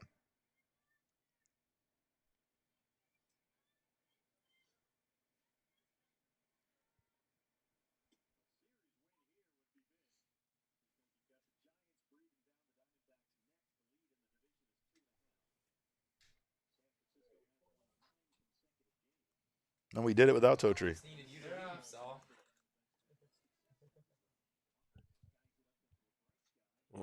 Let's see what. I got it. Another day goes by that I can't use. What are your thoughts on the D-backs having a spirit dragon-like mascot that's a snake that's like 4 people in one costume running around the stadium? That honestly would go crazy, dude. That would be awesome. Sorry, Baxter. You've been replaced. No, ¿por qué no los dos? Oh, yeah, you're right. No, it'd probably be cooler Oh because my they're God. not in a whole No. suit. Baxter riding the spirit dragon like Whoa. it's Falcor from The Neverending Story. I forgot to bring this up, Which, but right as I started saying that, at the I realized Father's Day everybody in game- this room is too young to know that movie. have you guys seen Daxter? What? Daxter might even be a bigger sex symbol than Baxter. I don't even know. Baxter's dad came out at the What? Father's Day game to play catch with him in What? the outfield. What? That's And he new was to me. wearing jean shorts and one of the What? Hawaiian shirts. And Get out of here. yep, Okay. swear to God. How is there no visual evidence of And his that? name was Daxter. Oh my God! I didn't know Baxter's dad was still alive. I love the idea that Daxter's Bobcats parents don't have a long lifespan. I love that Daxter's parents named him Daxter because they were like, your destiny is to be relevant only as a father. Like, why? Otherwise, how else would we name His Daxter? name's Daxter, not Dadster. Yeah, but what's the point of Daxter if it's not? My brother's name is Dax. That's a real name. Yeah, Dax I is mean, a I know it's a name. real name, but I feel like the reason they went that way was because of the dad thing. I mean, they went that way because his name's Baxter. And they were just trying to. They were like Saxter, In Raxter. Sean's world, Daxter was born before Baxter. He doesn't. And Well- Daxter and Baxter's mom made I'm Baxter. sorry. I'm not. I mean, that's following- how I'm not that following the works. chronological order of the canon story that is. Oh, Pavement Smith is even stealing on you. Pavement Smith is sliding all over the damn place. My today. goodness. Palm Beach Gardens own. Haven Smith is going to get hurt sliding. He actually does look kind of fast out there. Like, that's wild. Is Pavement just an athlete? Yeah. Clippers are expected to trade number 30 in Thursday's NBA draft to the Wizards as part of a 3-team trade. Washington, that's a first-rounder for aiding Porzingis opt-in and trade. That's going to be fun. Malcolm Brogdon on the Lakers. I hate that. Or on the Clippers. I love that. A Washington Wizard. Marcus Morris and Chris Paul. Oh, boy. Well.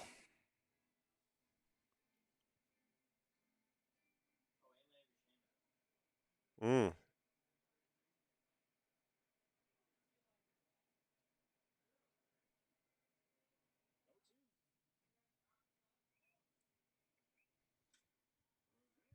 Let's go professional. He's a professional baseball player. Baseball player and with Speed Demon Samuel Pavement Smith. He come, Rivera. Pavement Smith has 2 runs today. Who saw that coming?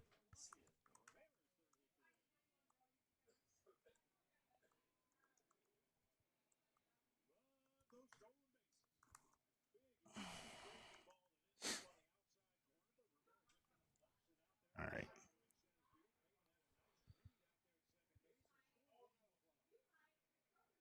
Dude, Mets Astros has been a fascinating series. It's 8-9 right now on the top of the 6th.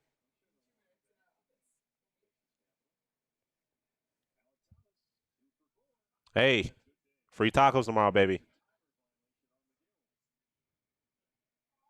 Oh, you had Nalek come up here with a free ball.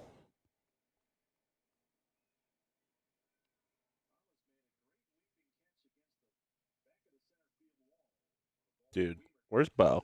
I hate trying to always find my I'll talk memes. shit to Bo soon. Baltimore kind of sucks. Just casually losing to the best team in the American League.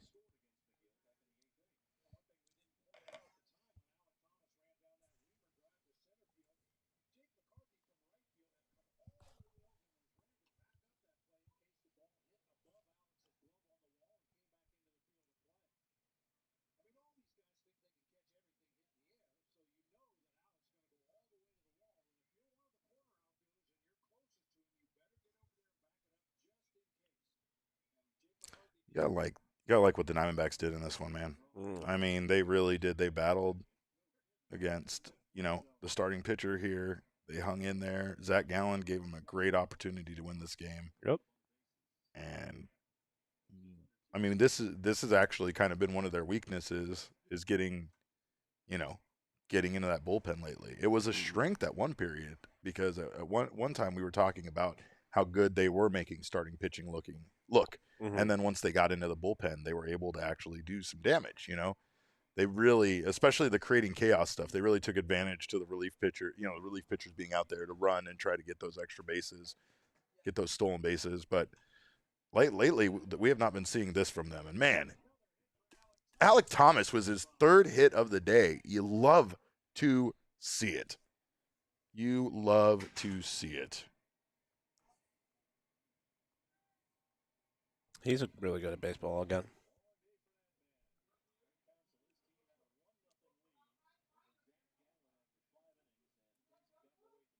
The D-backs have tied their franchise record with 7 stolen bases in a single game.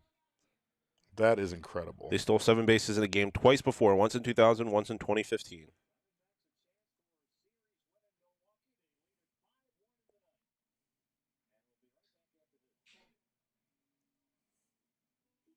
That first game in 2000, the steals were off Mike Piazza. Jonathan Solano in 2015. Stolen bases by Aaron Hill, Nick Ahmed, David Peralta, A.J. Pollock.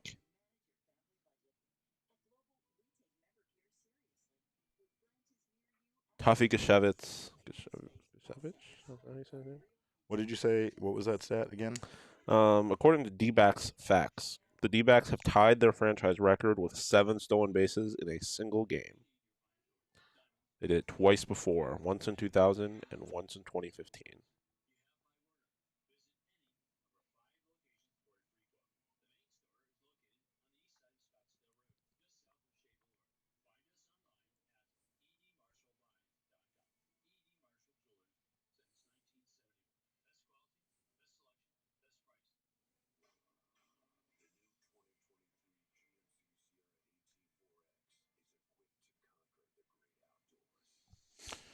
Oh, boy.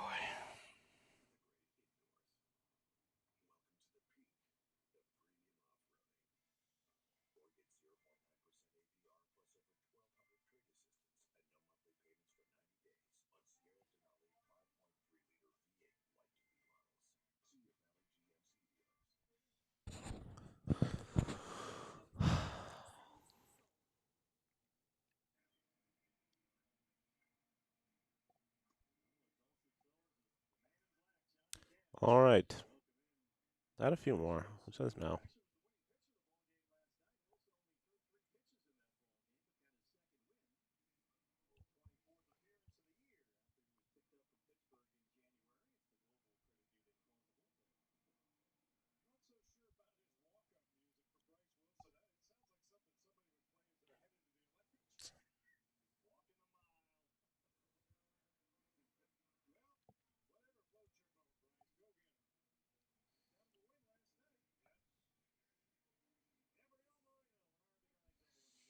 All right.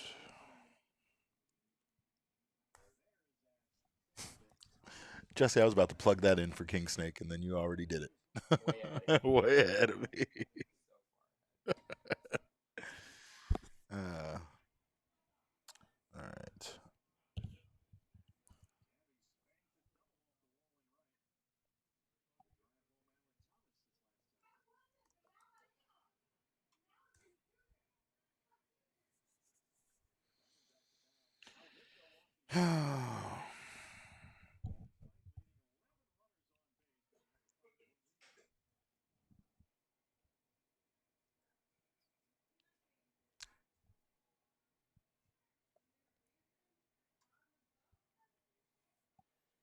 Come on, Gabby. Let's get a couple more RBI. Who says no?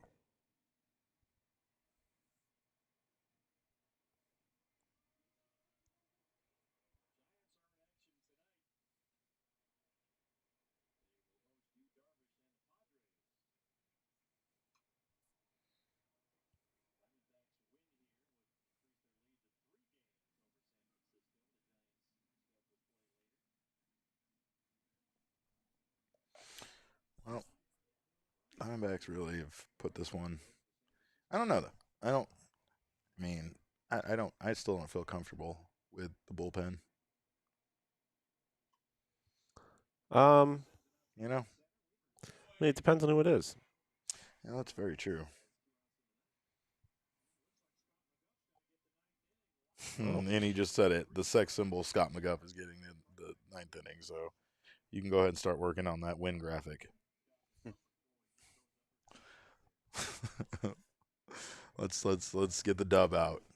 I mean, if you're on Baseball Savant right now, when he said that, their win percentage jumped up to 100. It was at like 68%, and it jumped up to 100.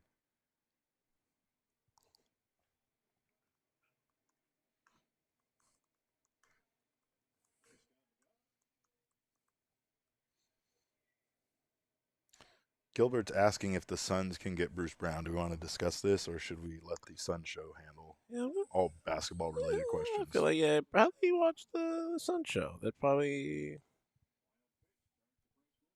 know more about that.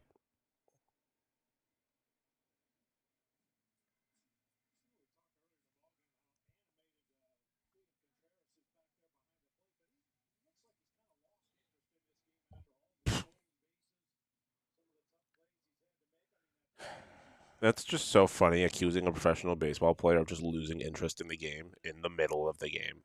Like, I mean, it's the 9th inning, but still. It's like, yeah, I think the catcher has lost interest. The player that has to be more attentive than anybody on the field has lost interest in the game. He's tired of the way you pronounce his name. That's what's happening. I mean, shit, I would be too. Contreras.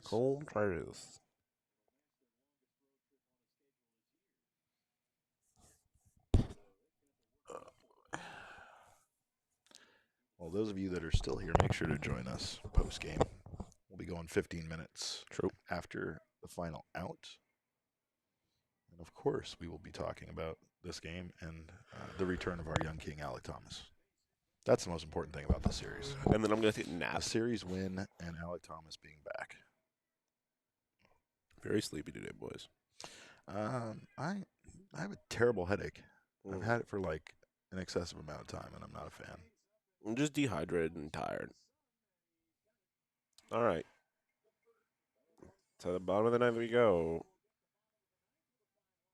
There we go, Scotty McGuff.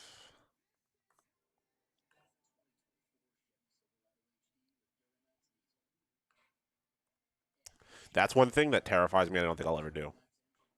Drive a truck with like a big trailer or something up a steep road, like a mountainside. No, I'm good.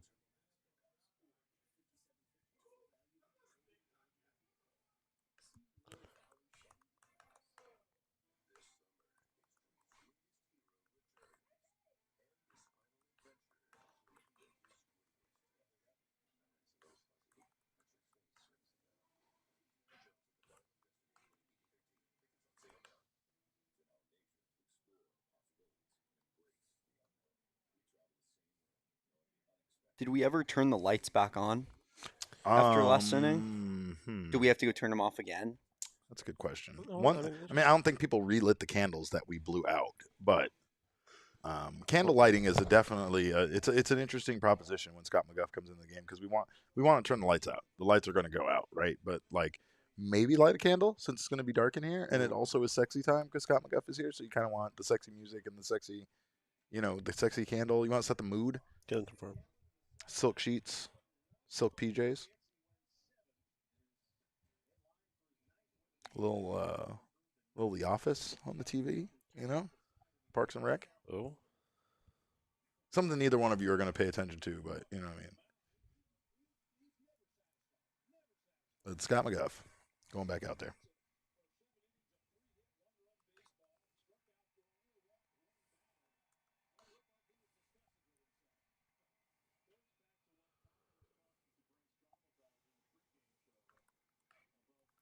Food. Scott McGuff looks at this guy and he sees food. Food. Fish food. Just absolute. Just nourishment. It's just nourishment. He says, "Who's this guy again? Yeah. What's his name?" Never heard of him. Scott McGuff doesn't want to be Yelich? fed. Who? Scott McGuff wants to hunt, right?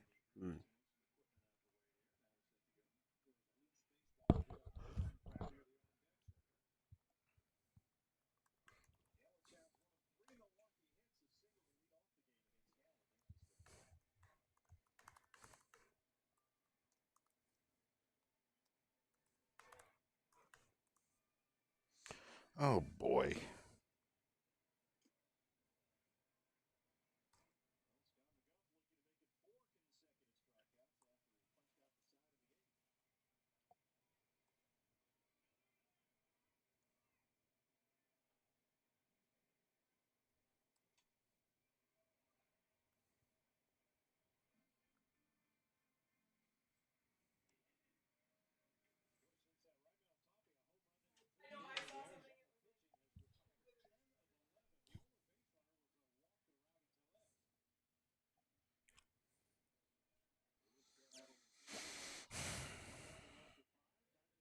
Let's just wrap this up. Yeah. Put a bow on it. Put a bow on it.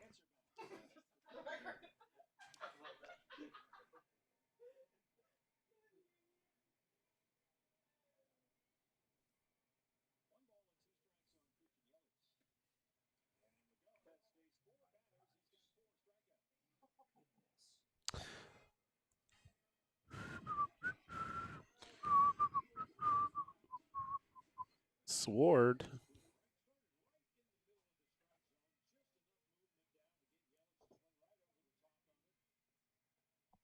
Congrats on the win, guys.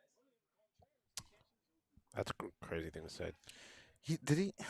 You kind of did it too, Derek. So What, I did? yes, When? you were telling before the inning started. You said to make the graphic. Well, it's Scott McGuff being out there. I'm conflicted. I mean, you're right. You're right. I don't know what I was thinking. All right. Geraldo. 2 away. 1 away. It's not 2 away. 1 away. I think he meant 1 away from Oh. the. Yeah. That's not how we say that. That's how it's That's not how it's said. No.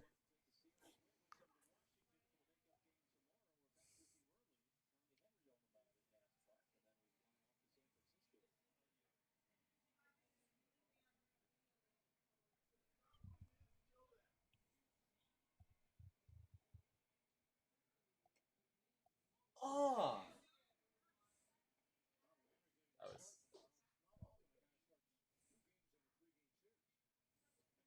Every time I look at the screen, I see this, and I think it's a catcher's mitt for some reason. Oh, yeah. I'm like, why? Come on. I mean, we got to give Just wrap it prime up. Trevor Hoffman Yeah. this call, you know?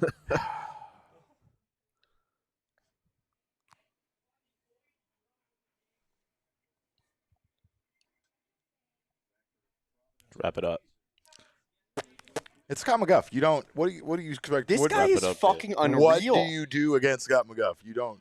Is he the best reliever in baseball? Discuss. I don't know, but according to his numbers, that is now 20 and well, let's count. Let's get in there. 20 and a third innings pitched if he gets this out. Scoreless.